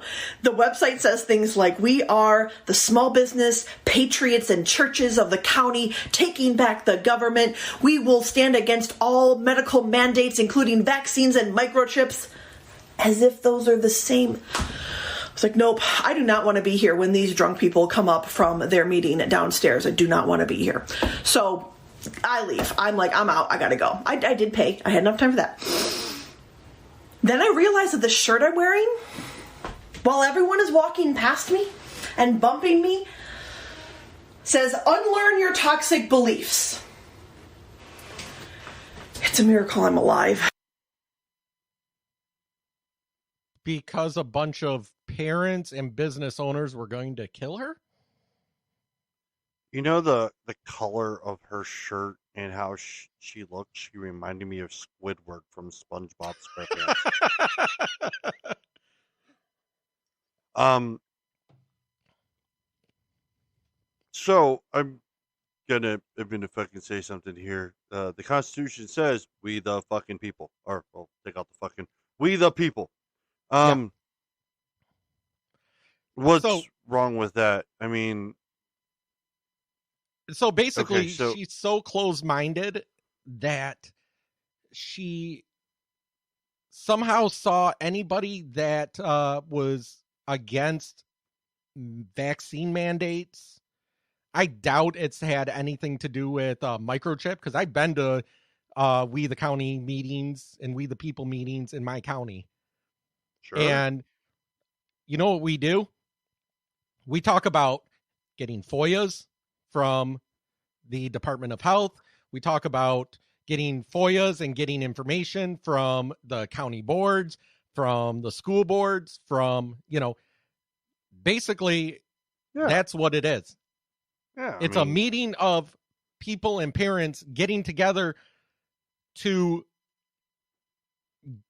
talk about signed, get petitions Freedom signed, of Information Acts yes, requested, figuring out as a group, hey, this is what we need to do together, right? Because who's the more going to we are stand together, the There's louder our voices. There's a board meeting coming up. We need at least 10 people to stand up and talk, and this is what we want to talk about this board meeting. Everyone gets 2 minutes, so let's coordinate what we're going to say. There's no violence. There's nothing violent. This woman is violent in what she's talking about. Her shirt offends me. Unlearn your toxic lifestyle. Most progressive leftists are the most toxic I have ever met. I can't even. There's people that I work with who are hardcore Democrats, and I was like, look, we can have a conversation. Fine. But if you start getting hostile, I'll never talk to you again. I'll never talk to those people about politics. Even though I was like, here, this, and this. Oh, that's not how I feel. And I'm like, who did I ever say I'm asking about your feelings? You're giving me feelings. I'm giving you answers. I'm giving you facts. Facts don't give fucks about feelings. Right. My wife got a cricket. I'm getting that sticker. Facts fuck your feelings. Or something like that. I'll figure it out. So anyway, but it gets better. So my wife actually replied to her and said, this is exactly what she said. No. She said, why not open a dialogue? Are they really against leftists or Dems? There's a lot of division on both sides. Her reply. Oh, she's not wrong. Her reply to my wife was, ladies, anyone want to tell him? My wife's reply, is dialogue a bad thing? I'm genuinely curious. And she goes, what about this situation sounded like dialogue would be safe for me? Everything? My wife, it didn't sound unsafe. That's why I'm asking. She said it felt unsafe. What was unsafe? What was unsafe? And then I actually pressed and I said, came on later and said, did you really just assume someone's gender? And her reply to me was, I did, and it seems I have assessed the situation correctly. You're a bitch. This is supposedly, her name is Rev Bethany on TikTok, at Rev Bethany. She actually misgendered my wife. All right. Oh, hold on. And then said that she was correct in her misgendering my wife.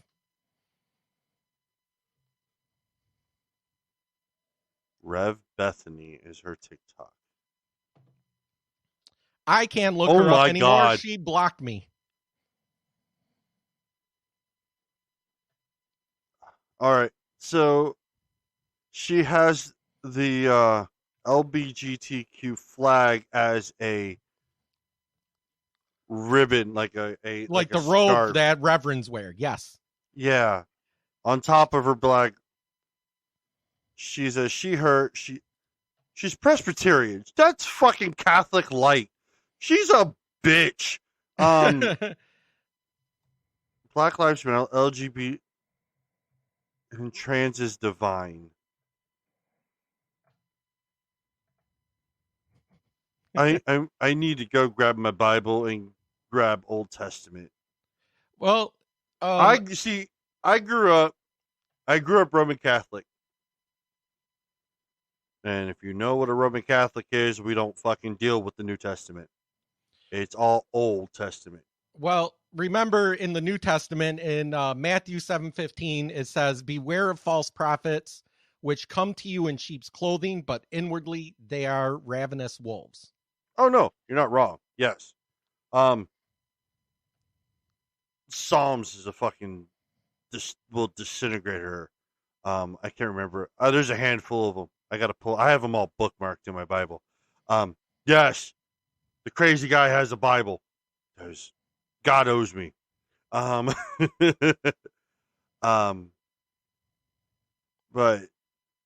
I will. I don't care what you are, who you are, how you want to be. You be you. But the I've thing is, never. I guess we grew up in an era where your thick skin turned into brittle flesh because no matter what you say, you hurt somebody's feelings. yeah. And the thing is something like this, my wife, I read to you exactly what my wife said. She's why not open a dialogue? Why not talk to them? Jesus sat with murderers. Judas. Well, Judas, but I mean, Jesus entered and talked with the people that didn't agree with him. She can't even do that at a bar. She couldn't even sit and keep her mouth shut and listen to what they had to say. Maybe it would open her eyes. No. She had it preconceived in her mind that she was in danger because they didn't agree politically with her. And I'm sorry, you want to talk about the difference between people that are on the right and people on the left? That is the biggest difference. I don't fear talking to anybody that doesn't agree with me. I will talk to people that don't agree with me. Someone like her will not even, she sees it as a physical threat.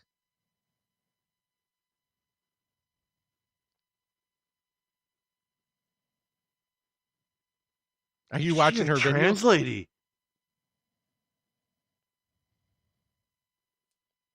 I think she was a dude who became a woman. Maybe, I don't know. Because I mean, don't get me wrong. I mean, I don't care if that is your cup of tea. If you feel like you're a woman and you want to be a dude, or vice versa, great. That is your choice. I will never say you can't do that. But don't attack my friends and don't think I can't say anything because the asshole in me will come out and be like, "Hey, just Squidward." Remember, she evidently she's pretty quick with the block. She won't talk to people. She'll just block you if you don't parrot what she thinks. So. Oh no, I'm gonna throw scripture at her. She wants to be a pastor. I'll throw scripture at her. So. Okay. So that's it for this. Let's talk spoilers. We're gonna talk. All right. So for everyone that's gonna about to listen to this episode, that's awesome. Thank you. If you have not seen Spider-Man: No Way Home, this is your time to end. Because we are going to talk about the movie. And then come back and listen after you've seen it. Oh yeah, come back, listen, come in, put your thoughts in. If you have listened, great. Listen in. We'll talk about it because I'm going to talk about. This is going to be a little bit of a twist of Spider-Man: No Way Home, the ending of Hawkeye. Yes. And the prediction of a series that's about to come out for Disney Plus that ties into No Way Home that I don't think anybody realizes yet. Except for probably a few comic book nerds.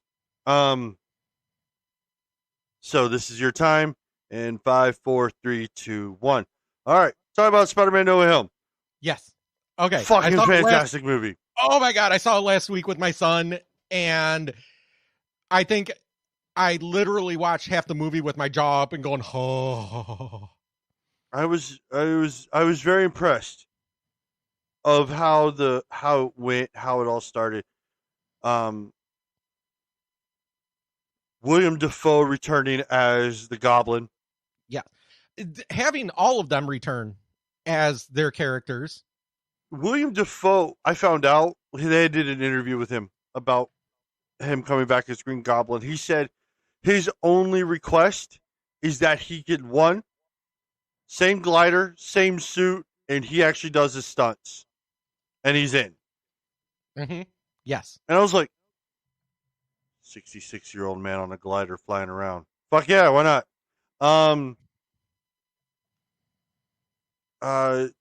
Doc Ock returning. Fuck, now I'm drawing a blank of his actual name. Fucking didn't even miss a beat. But I love how they made it to where it was like he picked up right after he drowned in the harbor in New York. Yeah, that's the part that confused me, because don't forget, at the very end of Spider-Man 2, he died. Sam Raimi. Well, not just that he died, but he switched. He beat the things that are attached to him, that make him. Yeah. But he beat that. He overpowered that. Mm-hmm. And then they bring him over. Then that's what made me wonder: did they take him right before he did that? Yes, that's what it looks like. Is that the arms were still talking to him when he came through, because he was still looking for the element. Yes. To make the living sun. Because he wanted to know what Spider-Man did with it. Yep. And then you had Sandman. Sandman, he just didn't want to fucking be there. He just wanted to go home. And don't forget, Sandman, when you first meet him, he's friends. He helps Spider-Man. He helps Spider-Man. Helps Spider-Man capture Electro. Yeah, Max. So. And then he does a 180, like in that same scene. He's like, wait, what happened there? No, okay. So overall, I thought it was great because, all right, so based off the one-day comic, Peter Parker goes to Doctor Strange, asks for everybody to forget who he was as Spider-Man, and then tries to make a twist to the spell about, oh, Aunt May, MJ, Nev can still remember, because it was being modified in mid-creation, rather than telling them ahead of time, hey, I want everybody except these 5 people. Yeah, it screwed up and broke the multiverse where people were where Spider-Man's villains were coming through mainly because they knew only the ones that knew who he was. My thing is, at the end of Amazing Spider-Man 2, Electro did not know Spider-Man was Peter Parker yet. So I'm assuming Electro survived the grid explosion and then later found out who he was. He did have different hair and everything. Well, yes, yeah, because I guess Jamie Foxx saying, didn't have the long hair and anything anymore. So no, they compilated that the way the electrical currents were between the multiverses, he got out of that blue look and actually got a physical form because of it. Yeah. So fine. I didn't care for the blue, that the fact that they let Jamie Foxx be Jamie Foxx's look, I thought was more impressive. I thought that was a great thing. Yeah. And then you had the Lizard, Doc Connors. Yes.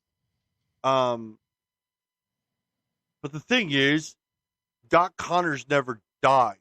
At the end of Amazing Spider-Man, Doc Connors was in jail, cured already.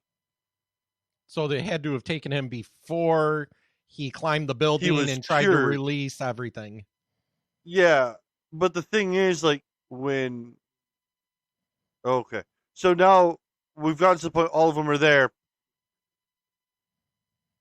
Fucking Aunt May dies because Tom Holland's Spider-Man is now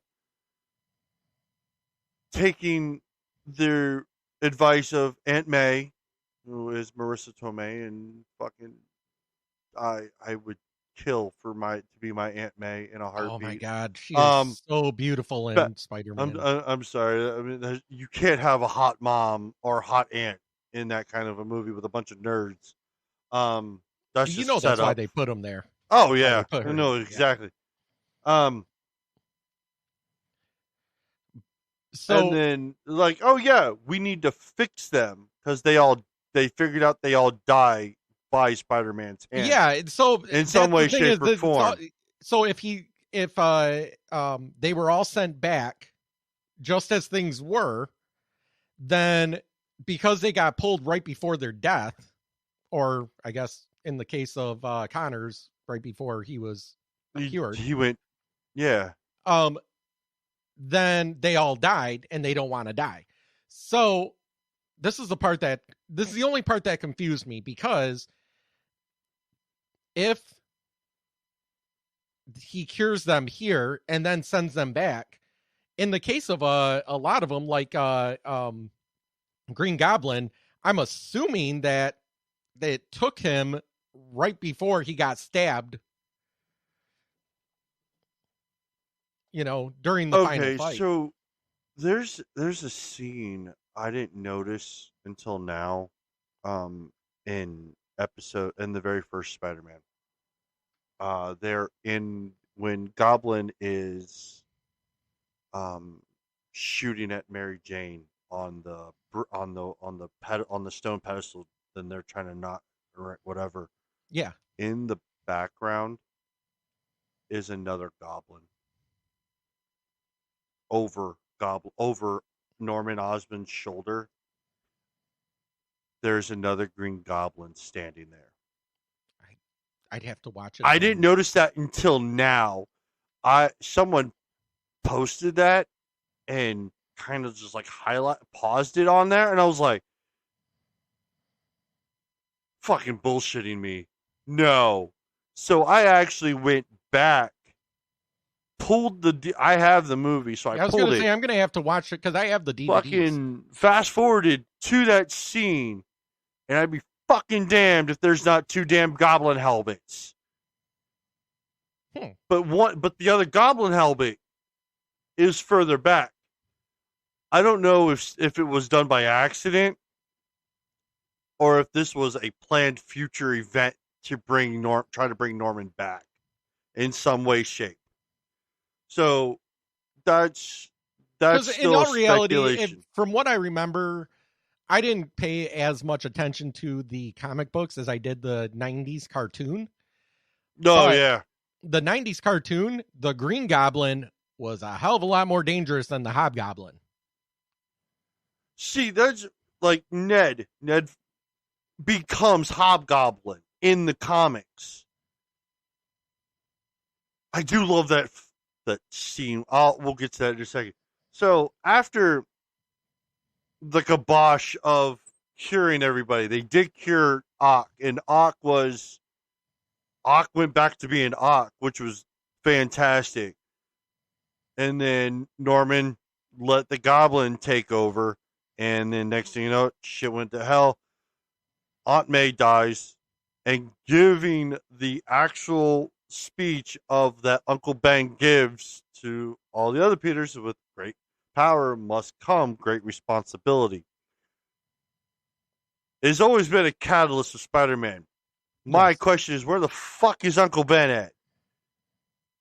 My only thing is, because the Avengers were here in this universe, I don't think this Aunt May actually was ever had an Uncle Ben. I don't think she did. I always assumed this Aunt May never married. There was no Uncle Ben. Yeah.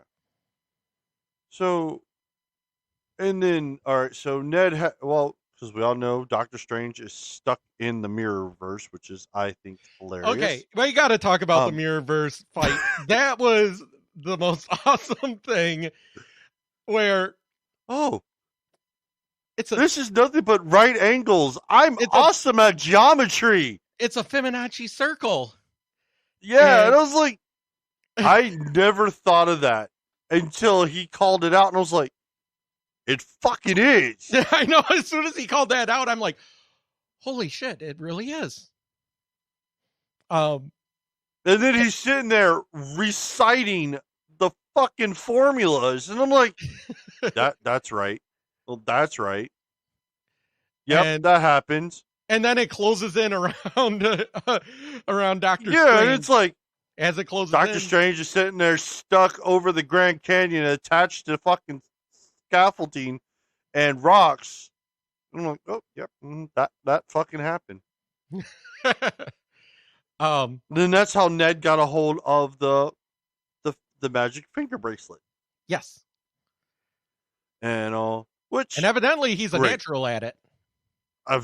Evidently, because you sit there in the room going, bring me Peter Parker or find me Peter Parker, or whatever he said. And then Andrew Garfield, and it just opens. Then like Spider-Man pops through. Like if you remember from Doctor Strange and everybody else had to work pretty damn hard to get that thing to work.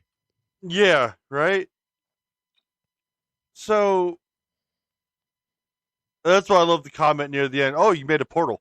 Yeah. I was like, I had a feeling he was like, we're gonna talk later. I was like, man, no. Okay, so first introduction, next Spider-Man was Andrew Garfield. And he goes through it, he just rips off his mask. I am Peter Parker. I am Spider-Man. In my universe. I was like, why did you take off your fucking mask? And then he's doing the whole sticking to the roof and jumping up and he's yeah. like, can you get that cobweb while you're up there? And yeah, right. And then he goes, all right, well, then let's try to get another Peter. Fucking Andrew Garfield says it perfectly. That's rude. Well, and then Tobey Maguire comes through. What that was the best moment when Tobey comes through and he's like, "Hello." Yeah, like he already knew Ned's mom. Like he's like, "Oh, hi, I've seen you before." So he is because this is the weird part. Okay, so it takes the villains before they die, like at a main point, but it takes both Andrew Garfield and Tobey Maguire's Spider-Man from years in the future after everything. Yeah. So that's the fun. That's the even Tobey Maguire in one scene when they were making the antidote says, "I have been working for years trying to get this antidote," which again makes you wonder. He thought about it for years. Thought about it for years. My thing is that if he is thinking about it, that means a version of the Goblin has returned in one his of them, story. Either Green or Hob. I think it's Green. I don't think Hobgoblin, because there's no Ned, so no one's ever actually become Hob. Well, No, his friend became the Hobgoblin. Harry? No, he became another one. He became Green. He was still a Green Goblin. Yeah. Oh, that's right. He didn't have the yellow mask, did he? No. So I thought it was great. Then next thing you know, Andrew Garfield and Tobey Maguire have their little web shoot fight. Yeah. And Tobey Maguire knew exactly where to hit Andrew Garfield's web shooter too. Like, gotcha, bitch. And I was like, of course, they were the ones to know where Tom Holland would have gone if sad or need to clear his head. And that proves right there. One, this whole movie proves that Andrew Garfield should have had a third movie, that he was a good Spider-Man. Andrew Garfield was an awesome Spider-Man.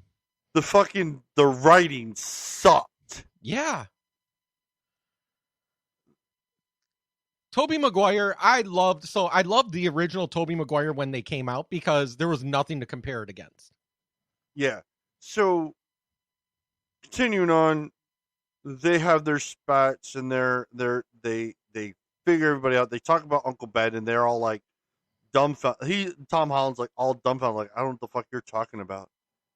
And then they say the line that Aunt May said, and they're like, oh yeah, Uncle Ben said that line. And it was like, then they fucking start doing their Spider-Man gig. They start going, they come up with their ideas for each individual person. And then Ned asks them, hey, do you have a best friend? And they're both like, yeah. They died in our arms. Yeah. After they tried to kill us. He's like, oh. And I love it. Greatest line. He walks with it, goes, I promise I will not become a villain and try to kill you. I was like, yes.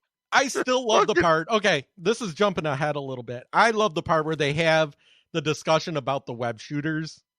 And then they ask. Oh, yeah, I was going to get back to that, where they're like, and he's like, because Ned brought over the net cartridges, right? And he goes, why do you need web cartridges? Don't you? He just shoots it. And they're like, does that come out anyway? So this is the part that has been since the Sam Raimi was near movie the end where they were going to a discussion of where does it, because in the classroom they were amazed that it came out of his arm, and then when they got to the Statue of Liberty, I love the brotherly bond between Tobey Maguire and Andrew Garfield in this whole scene and everything. Oh yeah, he goes, do you know why Tobey Maguire has a bad back? Do you remember? When he tried to hold up the train? No! His web stopped working and he fell like 4 stories and slammed into a car. Yeah. So it's like that's coming back, and then they were talking about the organic web. They're like, oh, he goes, oh, I don't breathe. I just breathe. I just shoot webs. Tom Holland goes, does it come out anywhere else or just the wrists? So that's a throwback. And he goes, go ahead. Yeah, because it's like, he goes, that's kind of personal. And it's like, we can't do that. So that's a throwback to a joke of when Sam Raimi's came out, that it shot out of his wrist, and everyone's going, but wait a minute, real spiders, it comes out of their butt. Yep. So in reality, Spider-Man should have been turning, and there's all these memes of him turning around and shooting webs out of his ass. Yeah. Yep. And then they were talking about the web block. And then that made me remember he attempted to web sling, and he was in midair. Nothing came out. He went straight down and crushed this car. He's like, oh, my back. I'm like, did it. That's why his back is fucked up. And then they were talking about, then Tom Holland goes, so what are the weird villains, bad guys he goes, well, you met some of them. And then they talked about Rhino. We talked about Rhino. And then Maguire talked about Venom. Yep. Right. And then Holland goes, oh yeah, I fought an alien here on Earth and in space. And they're like, he was went purple. To space? Yeah. I love that. And then Andrew Garfield goes, well, I feel lame. All I fought was a guy in a rhino suit. Yeah. All right, so Tobey Maguire comes, can we rewind the whole lame talk? You're an amazing Spider-Man. So he played on the title yeah. of the Amazing Spider-Man. because my theory is, because we'll get to this in a moment, the third movie was supposed to have Venom. Tom Hardy's Venom. So that takes us, before we get to that. I said we'll get to that's, but it got cut because they were moving to Marvel, so that kind of sucks. But then they did. Then fucking Holland was like, "I know how to work as a team. I was a part of the Avengers," and they were like, "Is that a band? That's great. A band? Who are the Avengers? What? Earth's Mightiest Heroes?" I was like, because Tom Holland doesn't realize the multiverse Avengers doesn't have them. Yeah, doesn't exist or never actually came together in their universes. So that's been funny. So they're like, "Oh yeah, we're gonna do this, this, and this," and then all fucking like they just get the shit kicked out of them right in the beginning. Yeah. As in Spider-Man fashion, because Spider-Man never fights. It never turns out right the first time around. It's always like the second or third time then they finally get it right. You know, in the one thing that I do like about this too, with Tobey Maguire's, is that the way they wrote him for Sam Raimi. Everyone knows one thing about Spider-Man is his quips. He's got quips for everything. He's constant, and Tom Holland's got them. Andrew Garfield's got them. I think out of all three Spider-Man, Andrew Garfield has the best quips. Oh yeah, definitely as Spider-Man. But they have the best. He had the best lines, but he just had a shitty writer for the movie. But then Tobey Maguire never had them. No, he didn't have that. He had some, but he didn't have a. He didn't have near as many. Tobey Maguire was too much of a morose Spider-Man. Yeah. And in this one, and I can't remember the quips, but Tobey Maguire actually was able to use some of the Spider-Man quips. Yeah, he was knocking them out left and right. Yes. It made that scenes so much better. I have a question though. Who the fuck gives the Statue of Liberty Captain America's shield? So I need to go back when it comes out and watch that, because there was in the newscast where they were talking about near the beginning about putting his shield on the Statue of Liberty. I had a feeling they probably did talk about it in the movie right in the beginning that the shield was there. Yeah. But overall, why the fuck would you put Cap's shield? Yeah, they talked about like the mayor or something like that dedicating. And so because the shield is now the symbol of hope or the symbol of freedom. And yeah. So but I have to go back and watch to see if I remember correctly what was said. So those that are listening that are going, Jason, you're full of shit. I might be remembering things wrong. But sure. Now, some of the best things that I remember or that I loved. Since we're talking about the fight, we all know what happened to Gwen Stacy in The Amazing Spider-Man and in the comics. When yeah. So when MJ was falling at the Statue of Liberty, you can see Andrew Garfield jump down, and he almost did the web sling again with her, and then pulled back, grabbed her, and then slung up instead. Yeah.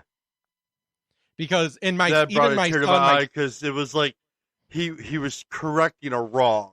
Yes. Tom Holland just lost his aunt. He didn't want to have him to go through losing MJ. Well, he all learned in the same fucking day.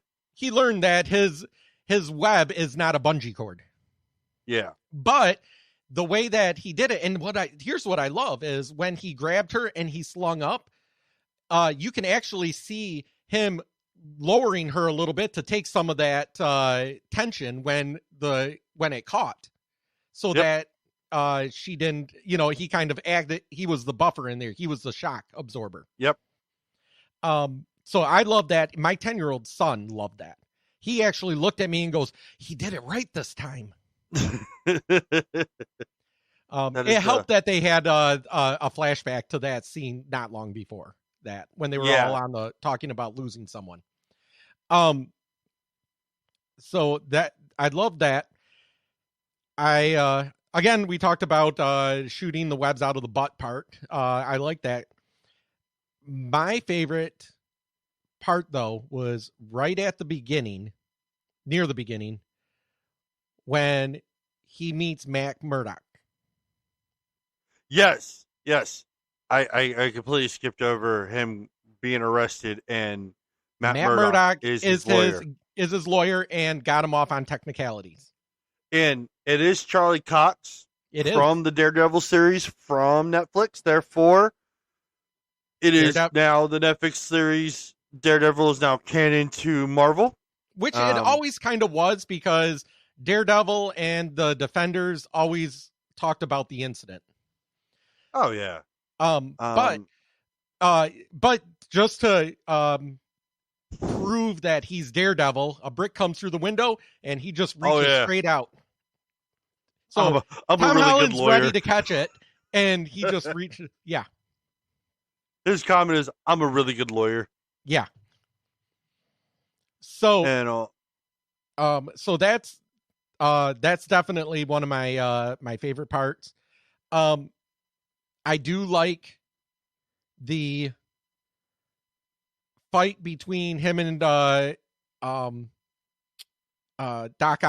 on the bridge, and his suit. He pulls out the death mode, where the legs come out the side, or kill mode.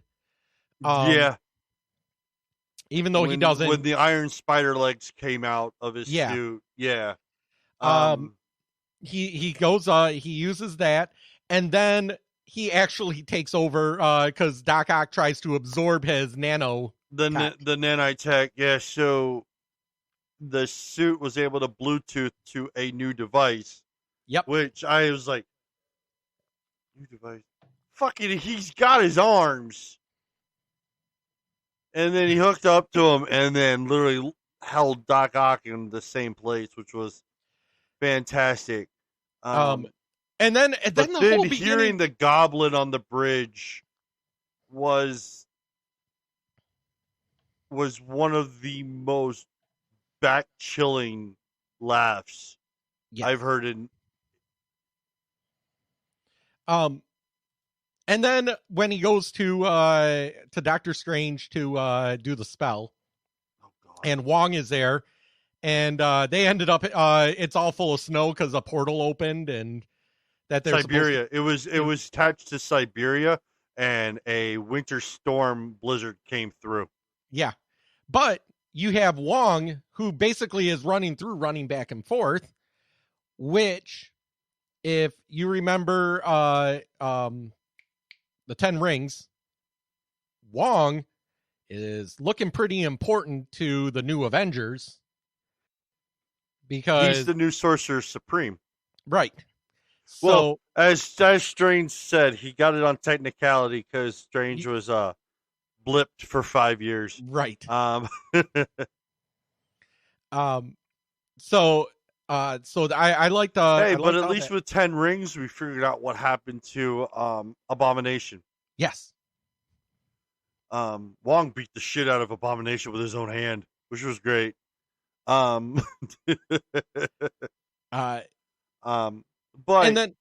and then the after. Okay. Yes.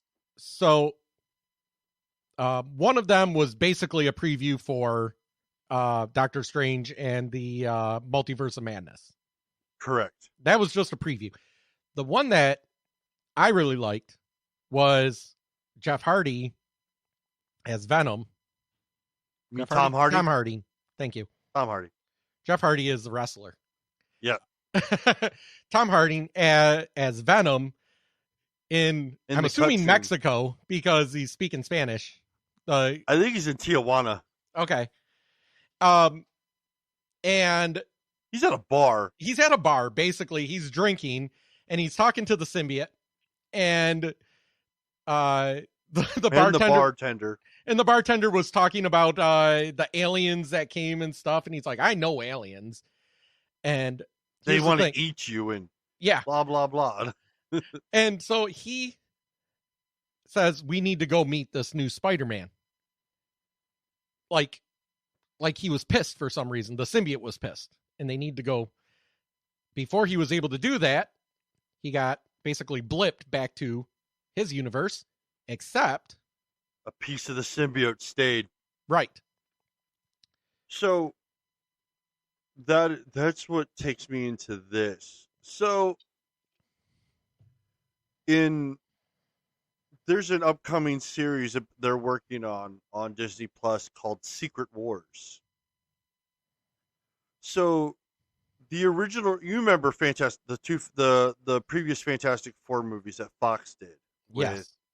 The guy who played Reed Richards has already been greenlit to return as Mr. Fantastic. Oh, nice. For Secret Wars. For the Illuminati portion of it. And there's a handful. So they are picking from Fox, all the different series that Disney has now acquired, and hinting at Deadpool. I mean, really hinting at him, and it's like, just fucking say it. Yeah. But being at the fact that the symbiote is there, and they've already stated that Spider-Man is due to be in Secret Wars, means we are going to see another symbiotic Spider-Man. Yeah. Eventually. So, but this gets me also into Hawkeye, because at the end of Hawkeye, because this kind of links to what happened at the very end of Spider-Man. Because he's talking to Kate about being a young vigilante, not doing a blah, blah, blah. You would think, oh, he went toe-to-toe with Spider-Man at the end. Hawkeye happens years after No Way Home. Right. So it takes place in 2023, I think. Yeah. So Tom Holland told Doctor Strange to go ahead and have them forget who Peter Parker is. So then there's only anybody on Earth would forget who Peter Parker is. The one person that won't forget who he is Nick Fury. Why? Because he's not on Earth. Oh, that's right. He's up in space. He's been in space for the last year. What about Captain Marvel? Neither would Marvel wouldn't remember who he is. The Guardians would remember who he is. Thor would remember who he is. Oh yeah, because they're not on Earth. Right.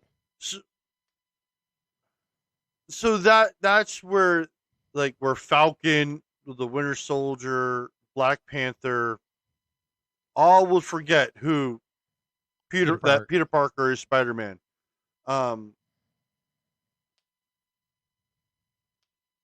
Is it shitty that they're basically starting him over?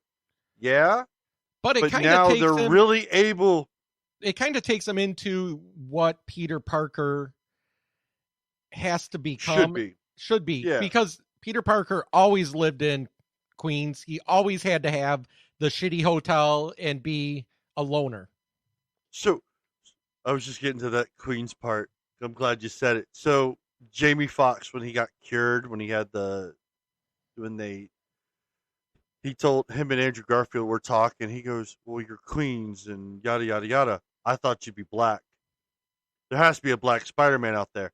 I was like, I bet they're going to hint to Miles. Yes. Miles Morales. Yep. I believe Tom Holland's Spider-Man One, mainly because of the school, because that school actually resonates with Miles Morales.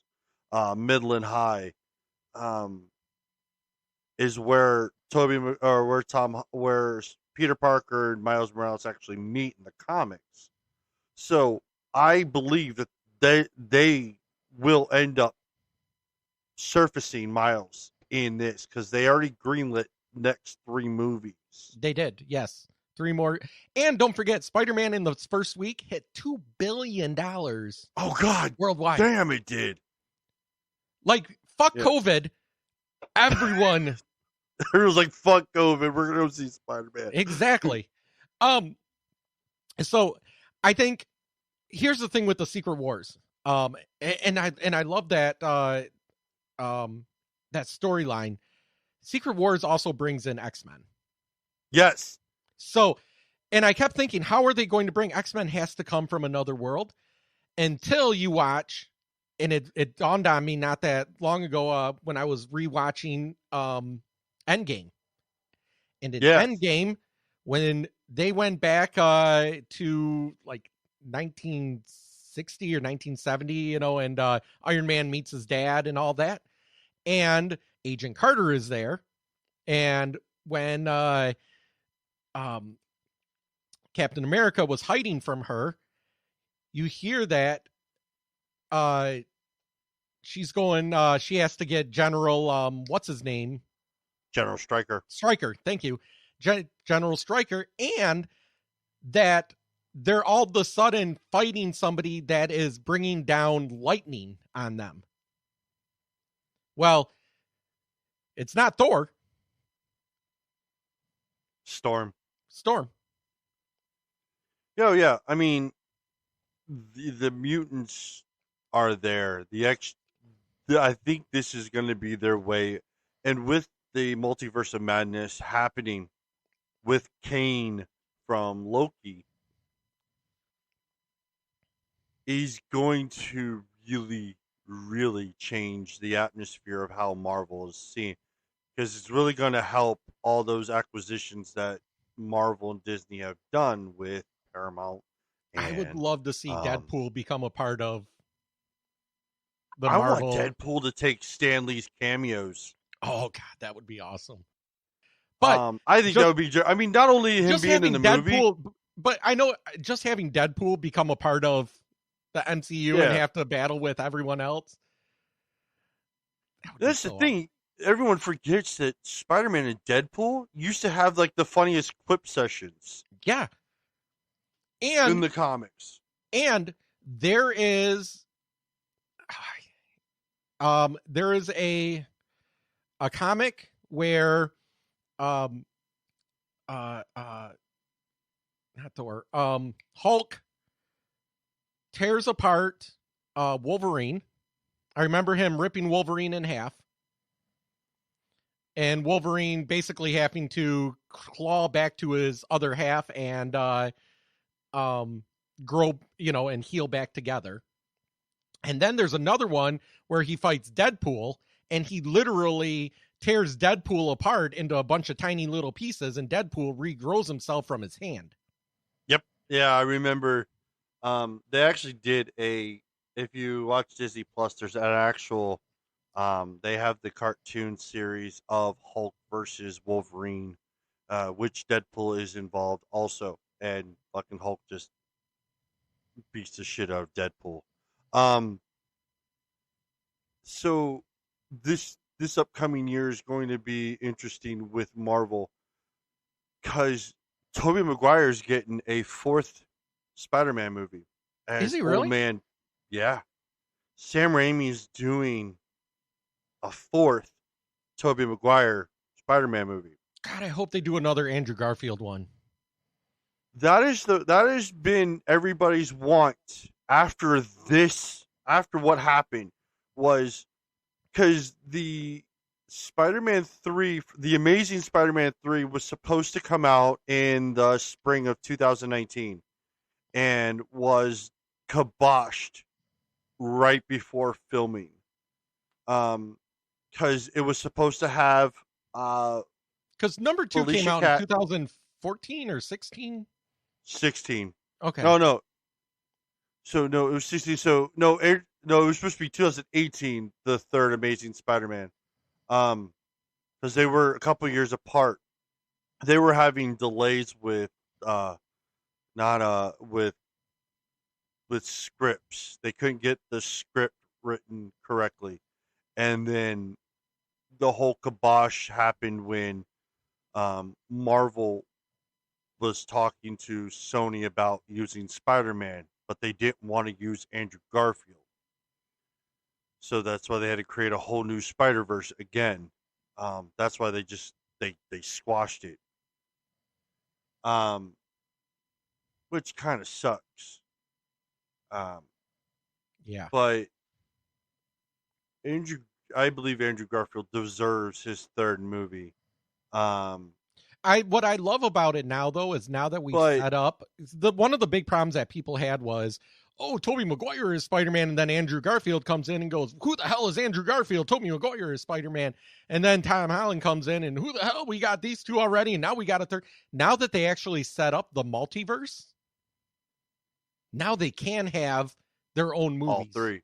Yeah. So the funny part about Secret Wars is the hint at, because they were originally supposed to, Tobey Maguire originally, from what I found out, wasn't supposed to survive the knife stab from Goblin. He was supposed to have died on the shield. But since the movie did so well, they kept him alive, because supposedly all three are supposed to return for Secret Wars. Oh. So we possibly, cross my fucking fingers. Oh, I don't, hold on. Before you This go further, may not be the last time we have seen Tobey Maguire and Andrew Garfield in the spider suit. I want to give Andrew Garfield also props. He did his damnedest to make sure that nobody knew he was in the fucking movie. I know. Until the movie actually premiered. I know. Because all the way up, because his name, so the movie, the credits did not include, on IMDb, did not include Tobey Maguire and Andrew Garfield until after that Friday. Yeah. And even at the red carpet, supposedly they were there at the red carpet of the original premiere, the Hollywood premiere of it. But they didn't actually go on the red carpet. They actually went into the theater immediately to watch it from behind the scenes. So nobody knew they were there, but they were able to see it. They came out after their scene in Spider-Man. So I give them that right there, is because they revealed Tobey Maguire. Someone got a fired Sony actor or Marvel actor or help desk took a snapshot of Tom Holland and Tobey Maguire and posted it, revealing that Tobey Maguire. So we all knew at least there was 2 of 3 Spider-Man in the movie. Yeah. But man, Andrew Garfield, he went on all these talk shows and everyone's like, so, how's that new Spider-Man movie? And he's like, I'm doing this movie and this movie and this movie. I don't have time for another Spider-Man movie. I was told I can't do Spider-Man again. Yeah. I love it. And I love it. It was he did. I would say he did the greatest shell game of showing that he's not in that. The movie. way that they did the whole thing all year, because people are saying, we saw you on set. He's like, that wasn't me. I mean, it was so great, and God, I'm trying to find. Okay. Let me, real quick, I'm going to jump and share this window right here. So everyone's seen this meme of Spider-Man pointing at each other. Yes. What I love, and I can't find a still of it, but in the movie, there's 2 times that they actually do that. Yes. There's one when they're in the lab, and they're going, Spider-Man, and all of them look at each other. And then Peter Parker, you, me, you. And they're all pointing. They're doing the points. Yeah. They're doing the points. And then there was another time when they were up on the Statue of Liberty. And they're basically standing in that position right there. And they were saying, who's going to do what? And they're all pointing at each other. And that is... It's just... They listened to the people when they did this movie. Yes. So that was what's fantastic. Will they ever be able to do another Spider-Man like this? No. This was a one-time event. It'd be hard to reproduce, but I love where they're going with it. I mean, maybe like 20, 30 years from now. What I love, and they create a whole new genre of Spider-Man. What I love is at the end, Tom Holland's Spider-Man having to reconnect with MJ, just like he did in the comics, and protect her and all this stuff without revealing who he is. Yep. And I think they can do that for 2 more movies. Oh yeah. Because, well, they're going. No, actually, no. You got to remember, MJ and Ned are going to Boston. Well, we don't know. We know they're going to Boston, but it doesn't mean something won't happen that they don't. So, or maybe Gwen Stacy comes back. I do like the retro Spider-Man suit. Yes, because he no longer has the nanite because they don't know who he is. He's not active in Stark systems. But so he goes back to the red and blue, and he's got to sew it together and everything again. And I was like, "There it is, the retro suit. It's back." And yep, I was like, as long as they don't bring back this was always the thing that I hated, and thankfully they didn't use it too often with them. Is the spider wings? Where he's got the webbing. I actually thought that's a great 50s throwback, 50s, 60s throwback. I know, but I always hated them. I hated them in the comics. I hated it in the because they did it again in the early 90s comics of the Amazing Spider-Man. And then I hated it in the cartoon, and then I hated it in the movie. But thankfully they didn't do it for very long. No, I think they did it for like scene. Two or 3 scenes in the movies. So it wasn't like it was overused. But I always hated that because, in the comics and in the cartoon, all of a sudden he's like a flying squirrel going through. And I'm like, no, he has to swing. He has to get that momentum in order to get from place to place. He can't jump and glide. So. All right. Any other things? So now we have real quick before we go, we have Daredevil in the Marvel universe with everyone. And as we learned from the 10 Rings, that Iron Fist, where the land he comes from, I can't think of it off the top of my head, exists because they mentioned it in in there. Shenlao, thank you. So I'm hoping Jessica Jones, I can care less if they bring back. Although I thought Ritter did really well in it. I just didn't care for Jessica Jones. And they all need to come back.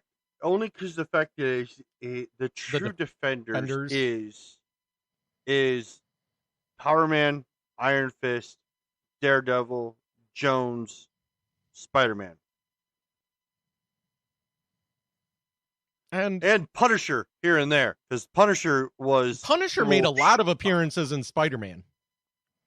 Oh yeah, a lot of appearances. So did you? Oh, speaking of the movie, so when the purple when the split was happening up in the sky, did you see all the silhouettes? Yes. So who all did you see? I don't. No, in my mind, I can't remember who I saw in there, but Craven the Hunter, Rhino. Yep, I saw. Scorpion. I remember Rhino. Yep. And there was one more. See, the Rhino is not the Rhino from the Amazing Spider-Man. It's actually the Rhino from the cartoon. Yes. Craven the Hunter. Craven the Hunter was always a good villain too. I always liked him. Scorpion, and there was one more. Now I can't even remember who that fourth one was, but it was like, huh, here we go. Yep. Shit's gonna get weird. But so I know my son now is excited for the next Doctor Strange, and my kid wants to see the Batman because the trailer was in it. He looked at me and goes, did I just hear we should go see the Batman. That's coming out on HBO also, isn't it?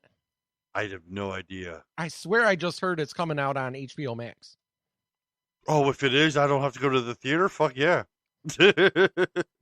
Batman HBO Max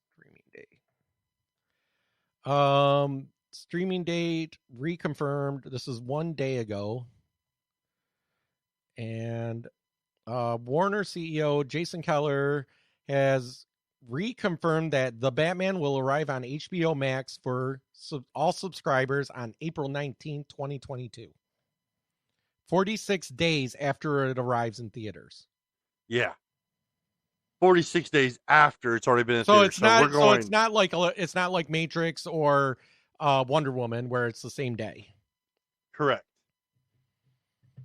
So all right. Ready? You want to give how people can contact us one more time before I? Yeah, again. So if you want to email us firetalknetwork@gmail.com. Phone number is 814-380-9820. You can catch us on our YouTube page when we are live, or you can watch past shows. Facebook, Fire Talk Radio, and on our website, firetalkradio.com. So, being that said, go ahead and land us. All right, thank you, ladies and gentlemen. I think it's about time that you refasten your seatbelts. I hope those of you that were doing some dancing on the ceiling during the loop-de-loops were able to get back into your 80s rhythm. We appreciate that.